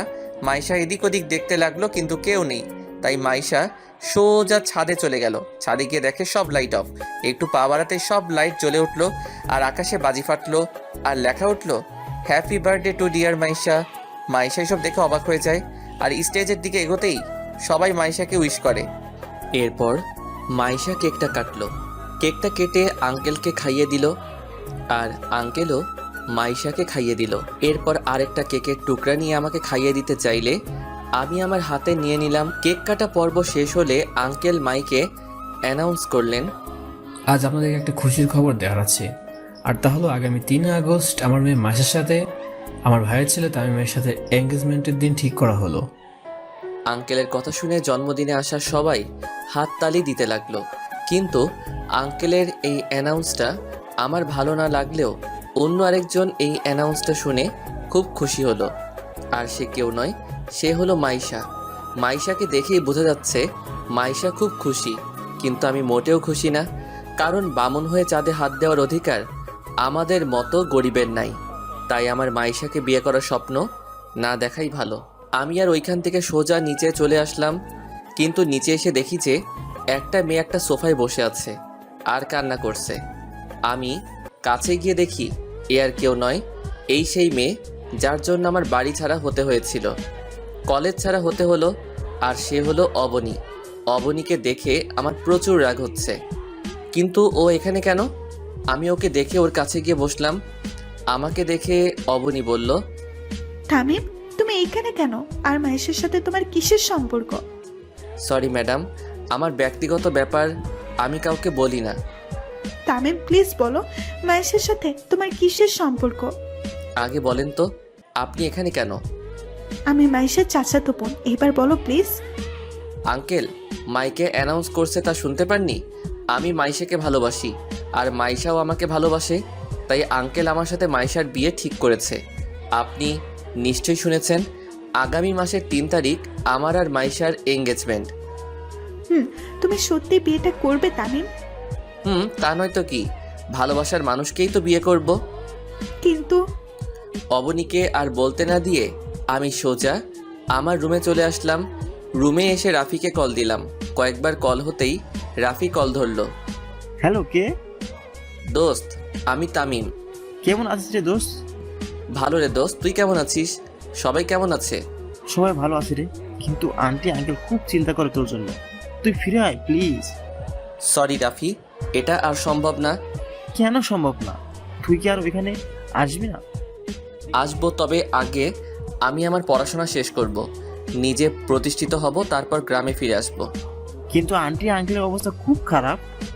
ওকে, আমি কিছু টাকা পাঠাচ্ছি তোর নাম্বারে, তা আম্মুকে দিস আর বলবি তামিম আবার চলে আসবে, তবে একটু ধৈর্য ধরতে বলিস। টাকা আমি দিছি বলবি। ওকে, টাকা কখন দিবি? আমি টাকা দেওয়ার পর তোকে আবার কল দিব। এখন রাখি, বাই। ওকে ভাই, ভালো থাকিস, নিজের খেয়াল রাখিস। এরপর কলটা কেটে দিয়ে ফ্রেশ হয়ে ঘুমিয়ে পড়লাম। সকালবেলা বুকের উপর ভারী কিছু অনুভব করছি। আমি আস্তে আস্তে চোখ খুলে দেখি অবনী আমার বুকের উপর শুয়ে আছে। কিন্তু কিভাবে? আমি তো দরজা লাগিয়ে ঘুমিয়েছিলাম, তাহলে অবনী ঢুকলো কিভাবে? এখন যদি মাইশা দেখতে পাই তাহলে আমার অবস্থা খারাপ করে ফেলবে। কি করি? আইডিয়া একটা পেলাম। আমি অবনীকে ধাক্কা মেরে ফ্লোরে ফেলে দিলাম আর দরজা খুলে সোজা মাইশার কাছে গেলাম। তখন আমাকে মাইশা বলল, এত সকালে তুমি আমার রুমে, ব্যাপার কি? কেন, আমার হবু বউয়ের রুমে কি আসতে পারবো না নাকি? নিশ্চয়ই আসতে পারবে, কিন্তু আজ হঠাৎ এত সকালে কোনো কারণ তো আছে। অবনী তোমার হবু বরের রুমে কি করছে? অবনী তোমার রুমে নাকি? আমার রুমে, তাও রাত থেকে মনে হয়। কিন্তু ওর এত বড় সাহস, ও আমার বরের রুমে কি করছে? এই বলে ইতি তার রুম থেকে বের হয়ে সোজা আমার রুমে গিয়ে যা করলো তা আমি কল্পনাও করতে পারলাম না। কারণ মাইশা আমার রুমে গিয়ে অবনীকে আমার রুমে দেখে ঠাস। কি ভাবছেন থাপ্পড়টা অবনীর গায়ে লাগছে? ঠিকই ভাবছেন, কারণ চটটা অবনীর মুখে মাইশাই মারছে আর বলল, তোর সাহস কি করে হয় আমার বরের রুমে আসার? আমার প্রেমিকের রুমে আসতে সাহসের দরকার আছে নাকি? কে তোর প্রেমিক? কেন? তামিমকে আমি ভালোবাসি। কিন্তু আমি তোমাকে ভালোবাসি না অবনী, আর আমি মাইশাকে ভালোবাসি আর মাইশাকে বিয়ে করব। আমার বুকে শুধু মাইশার জায়গা, অন্য কারো জায়গা নাই। তামিম, সত্যি আমি তোমাকে খুব ভালোবাসি। তোকে বলছে তো তামিম তোকে ভালোবাসে না, তবু কেন ওকে বিরক্ত করছিস? যা এখান থেকে। অবনী আর কিছু না বলে কান্না করতে করতে চলে গেল। অবনী চলে যাওয়ার পর মাইশা আমাকে শক্ত করে জড়িয়ে ধরলো, যেন ছেড়ে দিলে কোথায় হারিয়ে যাব। তামিম, তুমি আমাকে এত ভালোবাসো জানতাম না তো। আমি তোমাকে খুব ভালোবাসি আর ভালোবেসে যাব। জানো, আজ আমি খুব খুশি। কেন জানতে পারি ম্যাডাম? এই যে আজ আমার সব আশা পূরণ হলো। কি আশা পূরণ হলো শুনি? তোমাকে আমার নিজের করে পেলাম, তাই। জানো, তোমাকে প্রথম দেখায় ভালো লেগে যায়, কিন্তু তোমাকে ভালোবাসার প্রস্তাব দিলে তুমি যখন আমায় ফিরিয়ে দিয়েছিলে, জানো, তখন আমার মনে হয় আমার মাথার উপর যেন আকাশ ভেঙে পড়েছে। আর তুমি যখন আমাকে তোমার সাথে ফ্রেন্ডশিপের কথা বললে, খুব খুশি হয়েছিলাম। আমাকে ছেড়ে কখনো কোথাও যাবে না তো? যাব না, তোমাকে ছাড়া কখনো ছেড়ে যাব না। সত্যি? আচ্ছা চলো, ব্রেকফাস্ট করবে, চলো। চলো, আমি ফ্রেশ হয়ে আসি। ওকে, তুমি আসো, আমি যাই।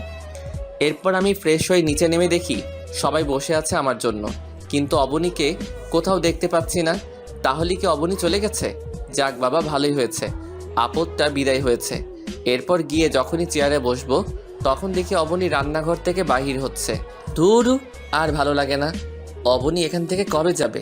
নাস্তা করে আঙ্কেলকে বললাম, আঙ্কেল আমি অফিসে যাচ্ছি, আপনি বাসায় বিশ্রাম করুন। ভার্সিটিতে যাবে না? যাব, ভার্সিটি থেকে ক্লাস করে অফিসে যাব। আচ্ছা, তাহলে অবনীকে আর মাইশাকে তোমার ভার্সিটির অ্যাডমিশন করিয়ে দিও তো। এই মেরেছে এখন কি হবে? দূর, ভালো লাগে না। যেটার ভয় পেয়েছি সেটাই হলো। তার মানে অবনী এখানেই থাকবে, কিন্তু কেন? ওর বাবার কলেজ থাকতে এখানে কেন পড়তে হবে? নাকি আমাকে ফাঁসানোর প্ল্যান করতেছে? কি ভাবছো তামিম? কই কিছু না তো। আঙ্কেল আমার ভার্সিটিতে কেন? মাইশা যে ভার্সিটিতে পড়ে ওই ভার্সিটিতে তো। ঠিক আছে, আমি ভাবছিলাম সবাই যদি একই ভার্সিটিতে পড়ে তাহলে খুব ভালো হয়। ওকে, আপনার যেটা ভালো মনে হয় ওইটাই করেন। ওকে, তুমি ইতি আর অবনী তোমাদের ভার্সিটিতে অ্যাডমিশনের ব্যবস্থা করে নিও। ওকে আঙ্কেল, আপনারা রেডি হয়ে নিচে আসুন, আমি গাড়িতে অপেক্ষা করতেছি। ওকে। এরপর আমি নিচে নেমে গাড়িতে অপেক্ষা করতেছি। ধুর, ভালো লাগে না। চাইছিলাম অবনীর থেকে দূরে থাকতে, কিন্তু এই তো একেবারে আঙ্কেলের বাড়িতে সেট হয়ে গেছে। কিন্তু কেন? নাকি আমাকে অবনীর প্রেমে ফাঁসানোর জন্য? অবনীর চাল এটা। না, আমি কিছুতেই ওর ফাঁদে পা দিব না। এইসব ভাবতেছি, হঠাৎ মাইশা বলল, কি হলো? কখন থেকে গাড়িতে উঠে বসে আছি, কিন্তু তোমার গাড়ি স্টার্ট করার কোনো নামই নাই। কি সব ভাবতেছো? ও তোমরা এসে গেছো? তখন অবনী বলল, আমরা তো অনেক আগেই এসেছি, কিন্তু আপনার তো গাড়ি স্টার্ট করার কোনো নামই নেই। তাহলে যাওয়া যাক। সব কাগজপত্র নিছো তো? নিছি। তারপর গাড়ি স্টার্ট করে সোজা ভার্সিটিতে চলে আসলাম। গাড়িটা পার্ক করে ভার্সিটির অফিসে গিয়ে মাইশা আর অবনীর ভর্তি করিয়ে দিলাম। এরপর তিনজনে ক্লাসে চলে আসলাম। যেহেতু সবাই একই ক্লাসে আর একই বিভাগে পড়ি, তাই তিনজনেই একই ক্লাসে গিয়ে বসলাম। এরপর স্যার এসে ক্লাস করালেন। তারপর একে একে সব ক্লাস করে বাহিরে চলে আসলাম, কিন্তু মহারানীদের আসার নাম নাই। আমি মাঠের একপাশে সিঁড়িতে গিয়ে বসলাম। হঠাৎ একটা মেয়ে এসে বলে, হাই, আমি নীলা। তো আমি কি করব? কিছু করতে হবে না। এই তো গুড। এরপর পিছনে ফিরতেই দেখি মাইশা আর অবনী দাঁড়িয়ে। আমি ওদের চোখের দিকে তাকাতেই দেখি চোখগুলো রাগে লাল হয়ে গেছে। মনে হচ্ছে যেন ওই চোখের ভিতর থেকে আগুন বাহির হবে। আমি তো ভয়ে শেষ। এখন কি হবে? কি আর হবে? আমি তো আর ইচ্ছে করে ওর সাথে কথা বলিনি। তখন মাইশা রেগে বলল, তুই ওই নীলার সাথে কি কথা বলতেছিলি? মেয়ে দেখলেই শুধু কথা বলতে ইচ্ছে করে, তাই না? এই রে, এই মেয়ে তো তুই তুকারি শুরু করে দিল। এখন কি হবে? খুব রেগে আছে। আমি ইচ্ছে করে কথা বলিনি। নীলা নিচ থেকে আমার সাথে কথা বলতে আসছিল, আমি তো কথাই বলিনি ওর সাথে। সত্যি তো তামিম? সত্যি বলছি। মাইশা, আমি কিন্তু মিথ্যে বলতেছি। ও বুঝছি, তার মানে সব কিছুর মেইন হচ্ছে এই অবনী। দাঁড়াও দেখাচ্ছি অবনী তোমাকে। আমাকে কলেজ থেকে টিসি দিয়ে এখন আবার আমার আর মাইশার মাঝে ফাটল ধরাতে আসছো? মাইশা কলিজা আমার, বিশ্বাস করো আমি নিজ থেকে ওই মেয়েটার সাথে কথা বলিনি। মাইশাকে কলিজা ডাকতে শুনে অবনী রাগে ফেটে যাচ্ছে, মনে হচ্ছে যেন কাঁচা খেয়ে ফেলবে আমাকে। আমি তোমাকে কখনো অবিশ্বাস করতে পারি না। আমি জানি তুমি কখনো নিজ থেকে মেয়েদের সাথে কথা বলবে না। অবনীকে আরও রাগানোর জন্য মাইশাকে বললাম, কলিজা চলো যাওয়া যাক, অনেক দেরি হয়ে গেছে, অফিসে যেতে হবে তো। মাইশার একটা হাত ধরে বললাম। আমাকে মাইশার হাত ধরতে দেখে অবনী আর থাকতে না পেরে গাড়িতে গিয়ে বসে পড়ল। আমিও খুশি। অবনী এখন কেমন লাগে? আমাকে ভালোবাসতে আসছো? তখন তো বলেছিলে আমার কিছু নেই, তাহলে আজ কেন আমাকে ভালোবাসতে আসছো? অবনী, তোমাকে আমি কোনোদিন ভালোবাসতে পারবো না, কারণ আমি মাইশাকে খুব ভালোবাসি। কি হলো, চলো। চলো। আজ কিন্তু আমরা একটা রেস্টুরেন্টে যাব। কিন্তু অবনী বলে উঠল, রেস্টুরেন্টে কেন? আজ দুপুরের খাবার রেস্টুরেন্টেই খাবো। আমি যাব না। কেন যাবি না? আমার রেস্টুরেন্টের খাবার ভালো লাগে না। তামিম, তুমি গাড়ি স্টার্ট দাও আর একটা রেস্টুরেন্টের সামনে গাড়িটা থামাবা। ওকে মহারানী। এরপর গাড়ি ড্রাইভ করে সোজা একটা রেস্টুরেন্টের সামনে গাড়িটা পার্কিং করলাম। তারপর তিনজনে রেস্টুরেন্টে ঢুকলাম আর একটা ভিআইপি কেবিনে বসলাম। আমি আর মাইশা পাশাপাশি বসলাম, আর অপর পাশে বসে আছে অবনী। এরপর ওয়েটার আসলে খাবার অর্ডার করা হয়। এরপর ওয়েটার আসার আগ পর্যন্ত একটু প্রেম করে নেই। তারপর আমি মাইশার কাঁধে মাথা রাখলে মাইশা বলল, এই কি করছো? দেখো অবনীর সামনে বসে আছে। আমার তো এতক্ষণ অবনীর কথাই মনেই ছিল না। সরি কলিজা। একটু পর ওয়েটার খাবার নিয়ে চলে আসলো। এরপর আমি খাবার বাসনে নিয়ে আঙুল দিয়ে খেলা করতেছি। মাইশা আমার এই অবস্থা দেখে বলল, কি হলো, তুমি খাচ্ছ না কেন? তোমার হাতে খেতে ইচ্ছে করছে। দেখছো না সামনে অবনী বসে আছে, পরে আমার হাতে খেতে পারবে? আচ্ছা ঠিক আছে, রাতে কিন্তু তোমার হাতে ছাড়া আমি খাবার খাবো না। আচ্ছা ওকে, এখন খেয়ে নাও। আমার আর মাইশার চুপি চুপি কথা বলতে দেখে অবনী বলল, কিরে, তোরা খাবার না খেয়ে চুপি চুপি কি বলতেছিস? কিছু না তো। কিছু না। না, কিছু একটা তো চলছে। বাদ দে এসব, এখন খাবারটা খেয়ে নে। এরপর খাওয়া শেষ করে বিল মিটিয়ে ইতি আর অবনীকে বাড়ি ড্রপ করে দিয়ে সোজা অফিসে চলে আসলাম। এরপর সোজা এসে কেবিনে বসলাম। 2টা ফাইল দেখা শেষ হলে, ওকে তুমি যাও, আমি আসতেছি। এরপর আমার কেবিন থেকে বের হয়ে সোজা আঙ্কেলের কেবিনে গেলাম। আঙ্কেলের কেবিনে ঢুকে সালাম দিলাম। আসসালামু আলাইকুম আঙ্কেল। ওয়ালাইকুম আসসালাম, তুমি চেয়ারে বসো। Okay uncle. তাই আজকে তোমাকে রাতে অফিসে থাকতে হবে। ওকে, সমস্যা নাই। আচ্ছা, সন্ধ্যা একটা প্রজেক্ট আছে, আর ওই প্রজেক্টটা যদি আমরা পাই তাহলে আমাদের কোম্পানির 70% লাভ হবে।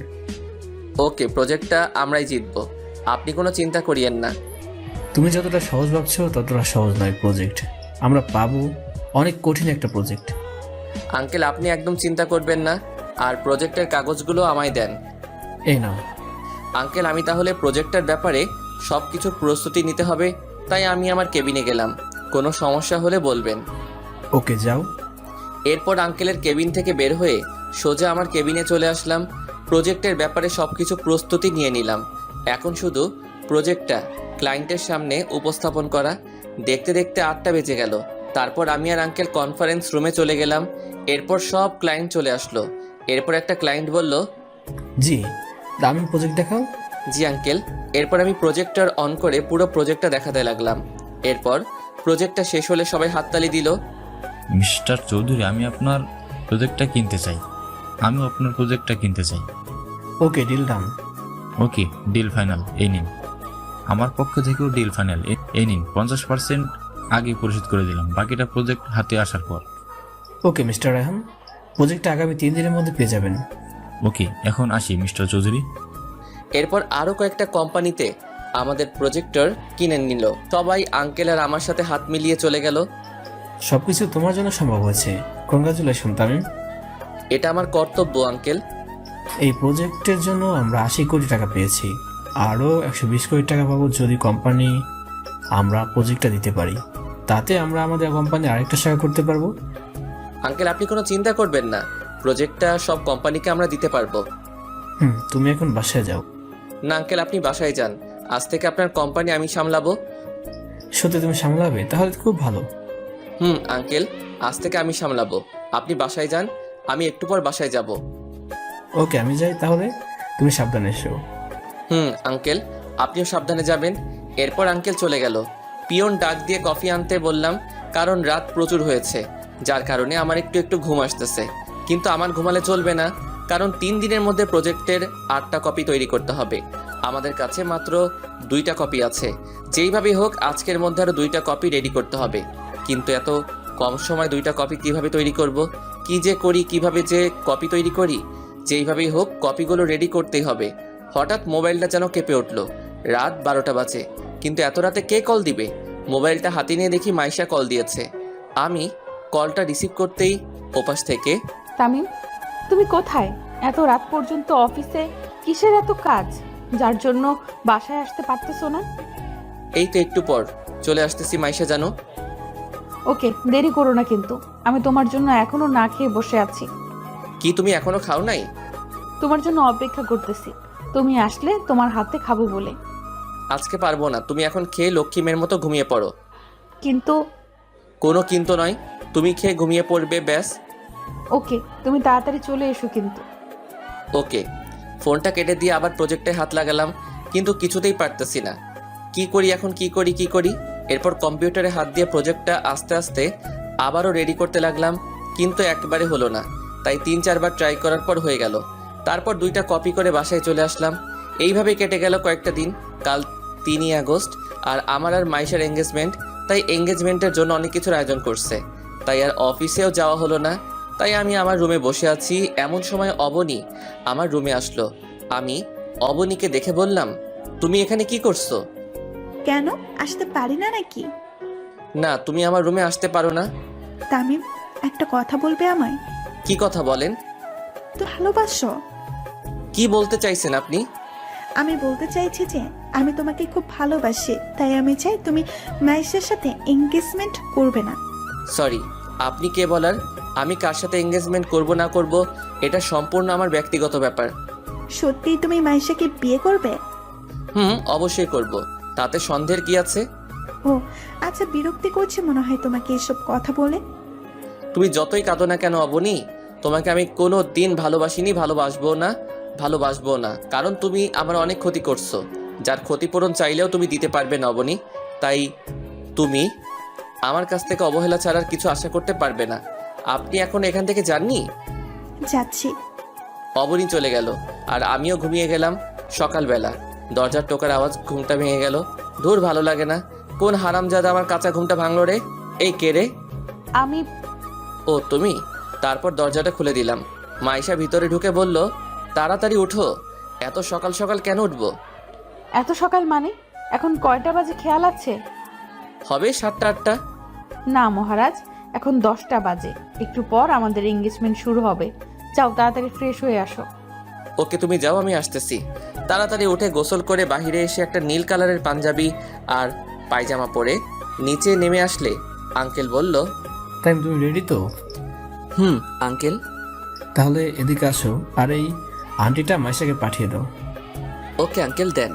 তারপর আঙ্কেলের হাত থেকে আংটিটা নিয়ে মাইশার ডান হাতের আঙ্গুলে পরিয়ে দিলাম। মাইশাও আমার হাতে আংটি পরিয়ে দিলে অনুষ্ঠানে থাকা সবাই খুশিতে হাততালি দেয়।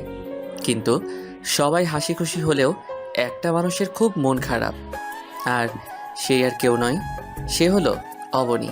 তার মুখ দেখে বোঝা যাচ্ছে অবনী এই বিয়েটা সহ্য করতেই পারছে না। কিন্তু কেন? আমি তো অবনীকে ভালোবাসি না, আর একতরফা কখনো ভালোবাসা হয় না। এইসব ভাবতেছি, হঠাৎ স্পিকারের শব্দে ধ্যান ভাঙল।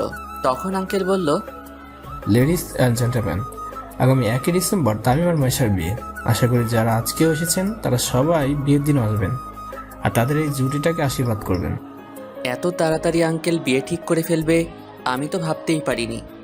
আমি আর নিচে না থেকে সোজা ছাদে চলে আসলাম আর ভাবতে লাগলাম, কি থেকে কি হয়ে গেল। আজকে আমার এঙ্গেজমেন্ট, অথচ আমার বাবা মা আমার এঙ্গেজমেন্টে উপস্থিত নাই। পুরা কপালে আর কি কি যে সহ্য করতে হবে তা নিজেও জানি না। মা বাবা, জানি না তোমরা কেমন আছো, হয়তো আমাকে নিয়ে চিন্তা করছো। চিন্তা করো না মা, আর কয়েকটা দিন অপেক্ষা করো, তোমার ছেলে আবার তোমার কোলে ফিরে আসবে মা। এইসব ভাবতেছি আর কান্না করতেছি। হঠাৎ করে কে যেন কাঁধে হাত রাখলো। আমি পিছনে ফিরতেই দেখি অবনী। আমি চোখের পানি মুছে অবনীকে বললাম, আপনি এখানে কেন? আগে বলো তুমি কাঁদছো কেন? আমার কান্না ছাড়া আর কী বা করার আছে? আমার জীবনটাকে যে আপনি তছনছ করে দিয়েছেন। আপনার জন্য আমার কলেজ ছাড়া হতে হলো মা বাবা ছাড়া। জানেন, মা বাবার কথা মনে পড়লেও মা বাবার সাথে দেখাও করতে পারছি না, শুধুমাত্র আপনার জন্য। কি দোষ করেছিলাম আমি? কি দোষ ছিল আমার? বলেন না ম্যাডাম। অবনী নিশ্চুপ। কি হলো, চুপ কেন? জানি আপনার কাছে এইসব প্রশ্নের উত্তর নাই। কেন জানেন? আপনি ভালোবাসার নামে ছেলেটার দুর্বলতার সুযোগ নিয়ে ছেলেটাকে নিয়ে শুধু খেলা করতে পারেন, এছাড়া আর কিছুই তো পারেন না। আর হ্যাঁ, আরেকটা কথা, এই বাড়িতে যতদিন আছেন ততদিন আর আমার চোখের সামনে আসবেন না। Mind it. আপদটা বিদায় হলো। এরপর ছাদ থেকে সোজা নিচে এসে গাড়ি বের করে সোজা একটা নদীর তীরে চলে গেলাম। কিছুক্ষণ প্রকৃতির ছোঁয়া অনুভব করে আবার বাসায় ফিরে আসলাম। বাসায় এসে রুমে চলে আসলাম। রুমে এসে দেখি মাইশা আমার রুমে শুয়ে আছে। মাইশাকে ঘুমন্ত অবস্থায় দেখতে একদম পরীর মতো লাগতেছে। তার গোলাপি ঠোঁটগুলো যেন আমায় তার কাছে টেনে নিচ্ছে। তবুও নিজেকে কন্ট্রোল করে মাইশার কপালে ভালোবাসার পরশ এঁকে দিয়ে সোজা ফ্রেশ হতে গেলাম। ফ্রেশ হয়ে বাহিরে এসে দেখি মাইশা বিছানায় বসা। আমি মাইশাকে দেখে বললাম, তুমি ঘুম যাওনি? তোমাকে বাইরে রেখে কিভাবে একা ঘুমাতে পারি বলো? এই তুমি ডিনার করছো? না, কেন? তোমার হাতে খাবো বলে এখনো না খেয়ে বসে আছি। আচ্ছা যাও, খাবার নিয়ে আসো, আমারও খুব খিদে পেয়েছে। আচ্ছা যাচ্ছি। মাইশা, আঙ্কেল কি ঘুমিয়ে গেছে নাকি? অনেকক্ষণ হয়েছে। আচ্ছা তুমি গিয়ে খাবার নিয়ে এসো। এরপর মাইশা রুম থেকে বাইরে চলে গেল। তারপর কিছুক্ষণ পর একটা প্লেটে কিছু খাবার নিয়ে ফিরে আসলো। তারপর আমার কাছে বসে বলল, যাও গিয়ে হাত ধুয়ে আসো। আমিও লক্ষ্মী ছেলের মতো হাত ধুয়ে আসলাম। এবার হা করো। আমি হা করলাম আর মাইশা আমায় খাইয়ে দিল। এরপর খাওয়া শেষের দিকে মাইশার আঙুলে একটা কামড় দিলাম। মাইশা তাড়াতাড়ি আমার মুখ থেকে আঙুলটা বের করে আঙুলে ফু দিতে লাগলো আর আমাকে বলল, এই তুমি আমাকে কামড় দিলে কেন? কই, আমি তো কামড় দিই নাই। এই দেখো তুমি কামড় দিছো। এরপর মাইশার আঙুলটা ধরে আঙুলের উপর ফু দিতে লাগলাম। হঠাৎ মাইশা হাতটা সরিয়ে নিয়ে প্লেটগুলো নিয়ে চলে গেল। এরপর আমি হাত ধুয়ে শুয়ে পড়লাম। একটু পর মাইশা এসে যখনই আমার পাশে শুবে ঠিক তখনই আমি বললাম, এই তুমি তোমার রুমে যাও, এখানে কি করছো? কেন যাব? তুমি আমার স্বামী, স্বামীর রুমে আসছি, কারোর কোনো সমস্যা আছে নাকি? আমাদের তো এখনো বিয়ে হয়নি, মাত্র এঙ্গেজমেন্ট হয়েছে। তাতে যদি তুমি আমার রুমে থাকলে মানুষ কি ভাববে? মানুষ যা ভাববে ভাবতে দাও, আমি তোমার বুকে মাথা রেখে ঘুমাতে দাও। এই বলে মাইশা আমার বুকে মাথা রেখে শুয়ে পড়ল। এরপর আমি মাইশার কপালে ছোট একটা ভালোবাসার পরশ দিয়ে ঘুমিয়ে পড়লাম। 7 বছর পর আমি পড়ালেখা কমপ্লিট করে ফেলছি। এখন আমার নিজস্ব 2টা কোম্পানি আছে, যা আঙ্কেল না থাকলে সম্ভব হতো না। এখন আমি একজন প্রতিষ্ঠিত নাগরিক। মাইশা আর আমার বিয়ে হয়ে গেছে, কিন্তু এখনও আমাদের মধ্যে কিছুই হয়নি। একসাথে এক রুমে থাকি, তবু আমাদের মাঝে কিছুই হয়নি। কারণ আমি নিজের পায়ে দাঁড়ানোর পর আমাদের মাঝে সব কিছু হবে, মানে বুঝে নিত। আপনাদের তো আর বলতে হচ্ছে না। আজ 10 বছর পূর্ণ হয়ে গেল, মা বাবার থেকে দূরে আছি। এই ছিল ফ্ল্যাশব্যাক। চলুন এইবার বর্তমান থেকে ঘুরে আসি। আমি আর মাইশা গাড়িতে বসে আছি আর আমি গাড়ি ড্রাইভিং করছি। মাইশা আমার কাঁধে মাথা রেখে ঘুমিয়ে পড়ল। এরপর রাত 10টার দিকে বাড়িতে পৌঁছে গেলাম। তখনও দেখি মাইশা ঘুমিয়ে আছে, তাই মাইশাকে ডাকলাম, ইতি, এই ইতি, উঠো।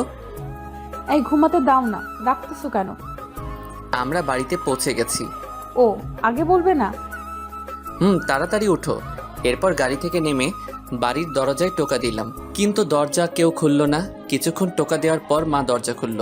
মা আমাকে দেখে আমায় জড়িয়ে ধরে কান্না করে দিল। আমিও আর কান্না ধরে রাখতে পারলাম না। তারপর মা বলতে লাগলো, তুই এতদিন কই ছিলি? মায়ের কথা কি কখনো মনে পড়ে না? জানিস তুই যাওয়ার পর তোর বাবা তোর জন্য কত কেঁদেছে? বল না, এতদিন কই ছিলি? তুই আর আমাদের ছেড়ে যাবি না তো? না আম্মু, আমরা এখানেই থাকবো। তামিম মেয়েটা কে রে? তোমার আদরের বৌমা আম্মু। মা এদিকে আসো, তোমার নাম কি? আমার নাম মাইশা। আম্মু, বাবা কোথায়? বাবাকে দেখতেছি না তো। তোর বাবা ঘুমাইছে, তোরা রুমে গিয়ে ফ্রেশ হয়ে নে, তোদের জন্য খাবার আনতেছি। না আম্মু, আমরা খেয়ে এসেছি। না আমি খাবো, তুমি না খেলে না খাও। আচ্ছা ঠিক আছে, চলো ফ্রেশ হয়ে নিবে। হুম। এরপরে দুইজনে রুমে গিয়ে ফ্রেশ হয়ে নিলাম। আমি ফ্রেশ হয়ে শুয়ে পড়লাম। মাইশা ফ্রেশ হয়ে মায়ের কাছে চলে গেল। আম্মু তুমি আমাকে খাইয়ে দিবে? কেন দিব না আম্মু, তুমি এদিকে বসো, আমি তোমাকে খাইয়ে দিচ্ছি। ওকে আম্মু। এরপর আম্মু মাইশাকে খাওয়াই দিতে লাগলো, কিন্তু মাইশার চোখে পানি। আম্মু তা খেয়াল করলো, তাই মাইশাকে বলল, কি হলো, তুমি কাঁদছো কেন? আম্মুর কথা মনে পড়ে গেল, আম্মুকে খুব মিস করতেছি। তোমার আম্মু নেই কে বলেছে? আমি তো আছি, আজ থেকে আমাকেই আম্মু বলে ডাকবে, কেমন? ওকে আম্মু। এবার কান্না বন্ধ করে খাবারটা খেয়ে নাও তো। এরপর মাইশা ছোটদের মতো করে আম্মুর হাতে খাবার খেয়ে আবার রুমে চলে আসলো। রুমে আমার বুকে মাথা দিয়ে ঘুমিয়ে পড়লো। সকালবেলা গায়ে পানি পড়ায় ঘুমটা ভেঙে গেল। চোখ খুলে দেখি মাইশার চুল থেকে পানি ঝরতেছে আর মাইশাকে ভেজা চুলে খুব সুন্দর লাগতেছে। আমি আর নিজেকে কন্ট্রোল করতে না পেরে মাইশাকে পিছন থেকে জড়িয়ে ধরলাম। এই কি করছো? ছাড়ো আমায়। কেন ছাড়বো কেন? এখন কেউ এসে পড়লে সমস্যা হবে। কেন? আমি আমার বউকে আদর করব, এতে কার কি সমস্যা? তা মহারাজ, আজ এত রোমান্টিক মুডে কেন? তুমি এত সুন্দর কেন বলো তো? মন চায় সব সময় তোমাকে আদর করতে। আচ্ছা যাও, গিয়ে ফ্রেশ হয়ে আসো, আম্মু আমাদের জন্য অপেক্ষা করতেছে। কে তুমি? যাও, আমি আসতেছি। ওকে। এরপর ফ্রেশ হয়ে বাহিরে আসলাম। বাহিরে এসে দেখি সবাই চেয়ারে বসে আছে আর আমার জন্য অপেক্ষা করতেছে। আব্বু আমাকে দেখে জড়িয়ে ধরলো আর বলল, এতদিন কোথায় ছিলি বাবা? আমাদের কথা কি কোনো দিনও মনে পড়েনি? আজ 10 বছর হলো, তারপর আসলি। আর তো আমার কোনো নামই নেই, কেন আমরা তোর কেউ হয় না? বাবা, আমার তোমার কথা খুব মনে পড়তো, কিন্তু কি করব, তোমাদের সম্মান যা হানি হয়েছে তা তো ফিরিয়ে আনতে হবে। তুই আর কোথাও যাচ্ছিস না তো? না বাবা, আম্মু নাস্তা দাও, আমি একটু বাহির হব। এখন আবার কোথায় যাবি? ওইখান থেকে আসলে বলবো। আর তোমরা কাপড় চোপড় সব কিছু গুছিয়ে রাখিও। কেন কাপড় চোপড় গুছিয়ে রাখবো? আমি নতুন ফ্ল্যাট কিনছি, ওইখানে চলে যাব। আর আমি এখন কলেজে যাব, কারণ ওই কলেজের সভাপতি এখন আমি। আচ্ছা ঠিক আছে। এরপর নাস্তা করে সোজা কলেজে চলে আসলাম। কলেজে এসে দেখি কলেজে প্রোগ্রাম হচ্ছে। প্রোগ্রাম হবে নাই বা কেন, নতুন সভাপতিকে বরণ করতে হবে যে। এরপর আমি গাড়ি নিয়ে কলেজের মাঠে নামলাম। গাড়ি থেকে নামার সাথে সাথেই কলেজের স্টুডেন্টরা সবাই আমাকে ফুল নিয়ে বরণ করে নিচ্ছে। এরপর আমি স্টেজে গিয়ে বসে পড়লাম। এরপর প্রিন্সিপাল মাইকে অ্যানাউন্স করলেন, মাই ডিয়ার স্টুডেন্ট, আজকে আমাদের কলেজের নতুন সভাপতি তোমাদের সম্মুখে কিছু বলবেন। আমি সভাপতি মহোদয়কে অনুরোধ করব উনি যেন তার মূল্যবান বক্তব্য পেশ করেন। প্রিন্সিপালের অ্যানাউন্স শুনে সবাই হাততালি দিল। এরপর আমি স্টেজে গিয়ে মাইকে গিয়ে আমার বক্তব্য শুরু করলাম। আসসালামু আলাইকুম, সবাই কেমন আছেন? আমি এই কলেজেরও স্টুডেন্ট ছিলাম, কিন্তু এই কলেজে আমার স্থান হয়নি। শুধুমাত্র মিথ্যা অপবাদে আমাকে এই কলেজ থেকে টিসি দিয়েছিলেন। তখন সভাপতি ছিলেন মিস্টার চৌধুরী। সেদিন আমি ওনাকে চ্যালেঞ্জ করছিলাম, একদিন ওনার কলেজের সভাপতি আমি হব। আমি আমার চ্যালেঞ্জ রেখেছি। কিন্তু তোমরা সবাই স্টুডেন্ট, তোমাদেরকে একটা কথাই বলবো, জীবনে যত বাধাই আসুক না কেন, কোনো দিন পিছিয়ে যাবে না। শত বাধা বিপত্তি পেরিয়ে তোমাদেরকে এগিয়ে যেতে হবে। সবসময় একটা কথাই মনে রাখবে, জীবনে সাফল্য অর্জন করতে চাইলে অনেক বাধা বিপত্তি পার করতে হবে। তাহলে এই কথাই রইল, সবাই মন দিয়ে পড়াশোনা করবে। ধন্যবাদ। এরপর কলেজে থেকে বাহির হয়ে গাড়ি নিয়ে সোজা ফ্ল্যাট বাড়িটার দিকে গেলাম। ফ্ল্যাট বাড়িতে ঢোকা মাত্রই একটা ভিডিও মেসেজ আসলো। ভিডিও মেসেজটা দেখে তো আমার কলিজার পানি শুকিয়ে গেছে। ভিডিওটাতে দেখানো হচ্ছে মাইশাকে কারা যেন কিডন্যাপ করে একটা বাগান বাড়িতে বেঁধে রেখেছে। আর ভিডিওতে বলছে আমার সব কোম্পানি এবং আমার 700 কোটি টাকা তার নামে করে দিতে হবে। কিন্তু কে হতে পারে? কে আমার শত্রু হতে পারে? কে কে কে কে কে হতে পারে?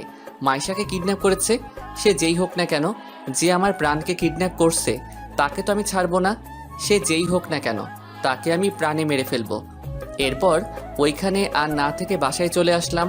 বাসায় এসে দেখি বাসার সব কিছু ভাঙা আর বাবা মার নিথর মৃতদেহ মাটিতে পড়ে আছে। আমি দৌড়ে গিয়ে বাবা বলে কান্না করে দিলাম। হঠাৎ দেখি বাবা একটু রেসপন্স করতেছে। তামিম, তুই এসেছিস, কিন্তু তোর সাথে আমরা থাকতে পারলাম না। কিন্তু মাইশা তোর কলেজে সভাপতি কিডন্যাপ করেছে, মাকেও মারার চেষ্টা করছিস, কিন্তু তুই শুধু তোকে বলার জন্য হয়নি। আল্লাহ আমাকে বাঁচিয়ে রেখেছে। আমার সময় শেষ হয়ে যাচ্ছে। না বাবা, তোমাকে আমি কিছু হতে দিব না, তোমাকে এখনই হসপিটালে নিয়ে যাব। এরপর বাবাকে কোলে করে গাড়ির কাছে নিয়ে যেতেই বাবার প্রাণটা চলে গেল। বাবা, বাবা তোমাদের নামে শপথ করতেছি, তোমাদের খুনিকে আমি বাঁচতে দিব না। এরপর বাবা আর মায়ের দাফন কাফন সেরে বাসায় এসে আমার রুম থেকে 3.888 mm বুলেটের পিস্তলটা নিয়ে গাড়ি করে সোজা অবনীর বাসায় চলে গেলাম। বাসায় গিয়ে দেখি অবনী আর অবনীর মা ছাড়া কেউ নাই। আমি অবনীর মাথায় পিস্তল ঠেকিয়ে ওর বাবাকে কল করলাম। বাবা। মামুনি বল। কোথায় জিজ্ঞাসা করো। বাবা তুমি কোথায়? এই তো আমাদের বাগান বাড়িতে আছি। কেন বলতো? এমনি বলছিলাম। অবনী থেকে ফোনটা কেড়ে নিয়ে ভেঙে ফেললাম। এরপর অবনীকে আর অবনীর মাকে গুলি করে সোজা বাগান বাড়ি চলে আসলাম। এরপর বাগান বাড়ির সামনে গিয়ে দেখি চারিদিকে অবনীর বাবার লোকেরা পাহারা দিচ্ছে। তাই আমি বাগান বাড়ির পিছনে গিয়ে পিস্তলের সাইলেন্সার লাগিয়ে বাগান বাড়িতে লুকিয়ে লুকিয়ে ঢুকে পড়লাম। একটু এগিয়ে গিয়ে দেখি মাইশাকে চেয়ারে বাঁধানো অবস্থায় রয়েছে। আর মাইশাকে দেখে সামনে যেতেই অবনীর বাবার লোকেরা আমাকে মাথায় পিস্তল দিয়ে ঘিরে ফেললো। একটু পর অবনীর বাবা এসে আমাকে বলল, এই কাগজ আর এই ল্যাপটপ নে, তোর সব কিছু আমার নামে করে দে, আর তোর অ্যাকাউন্ট টাইপ করে পাসওয়ার্ড দিয়ে তোর সব টাকা আমার অ্যাকাউন্টে ট্রান্সফার করে দে, না হলে তুই তোর মাইশাকে বাঁচাতে পারবি না। মৃত্যুর মুখে দাঁড়িয়েও তোর ভয় করছে না? এইভাবে হাসতেছিস কেন? অস্ত্র দিয়ে লড়তে পারবি, কিন্তু অস্ত্র ছাড়া লড়ার সাহস তোর নাই। বয়েস, সবাই অস্ত্র ফেলে দাও। এবার খুশি তো? আমি তোদের সবাইকে 5 মিনিট সময় দিচ্ছি। 5 মিনিটের মধ্যে যদি তোরা সবাই মিলে আমাকে মারতে না পারিস, তাহলে আমি তোদের মেরে ফেলবো। Let's start the fight. এরপর সবাই মিলে আমাকে মারতে লাগলো। আমার পুরো শরীর রক্তাক্ত হয়ে গেছে। এরপর আমি কিছুক্ষণ মরার অভিনয় করলাম। আমাকে এমন হতে দেখে অবনীর বাবার লোকেরা বলল, বস, হি ইজ ফিনিশ। এরপর আমি লাফ দিয়ে উঠে দাঁড়ালাম আর বললাম, time is finish, let's my times start now. বয়েস, কিল হিম। এরপর অবনীর বাবার লোকেরা আমাকে মারতে আসলে আমি আমার পা দিয়ে লোকটির গলায় একটা লাথি মারলাম। সাথে সাথে মাটিতে লুটিয়ে পড়ল। এরপর একে একে সবাইকে মেরে শুইয়ে দিয়ে অবনীর বাবার কাছে গিয়ে মাথায় পিস্তল থেকে বললাম, Mr Chowdhury, you are finished. Tamim, না, তুমি এটা করতে পারো না। আমার মেয়ে আর আমার বউয়ের কি হবে? আমি ওদেরকে উপরে পাঠিয়ে দিয়েছি যাতে তোর একলা মনে না হয়। এরপর আমি যখনই গুলির স্ট্যাগারটা দাবাতে যাব, ঠিক তখনই মাইশা এসে আমার হাত উপরে তুলে দিল, যার কারণে গুলিটা উপরে হাওয়ায় লাগলো। তামিম, তুমি কাকে খুন করতে যাচ্ছ? উনি আমার চাচা হয়। আমি জানি, কিন্তু তোমার চাচা আমার বাবা মাকে মেরে ফেলেছে আর তোমাকেও কিডন্যাপ করেছে। আব্বুকে মেরে ফেলেছে। এখন আমি মা কাকে ডাকবো? শেষ করে দাও। এরপর মাইশা আমার কাছ থেকে পিস্তলটা নিয়ে অবনীর বাবাকে শ্যুট করে দেয়। অবনীর বাবার সাথে সাথে মাটিতে লুটে পড়ে। ইতি এসে সোজা আমায় জড়িয়ে ধরলো। অনেক অনেক ধন্যবাদ আপনাদের আমার ভিডিওটি দেখার জন্য। আবারও ধন্যবাদ আমাকে সাপোর্ট করার জন্য। ধন্যবাদ।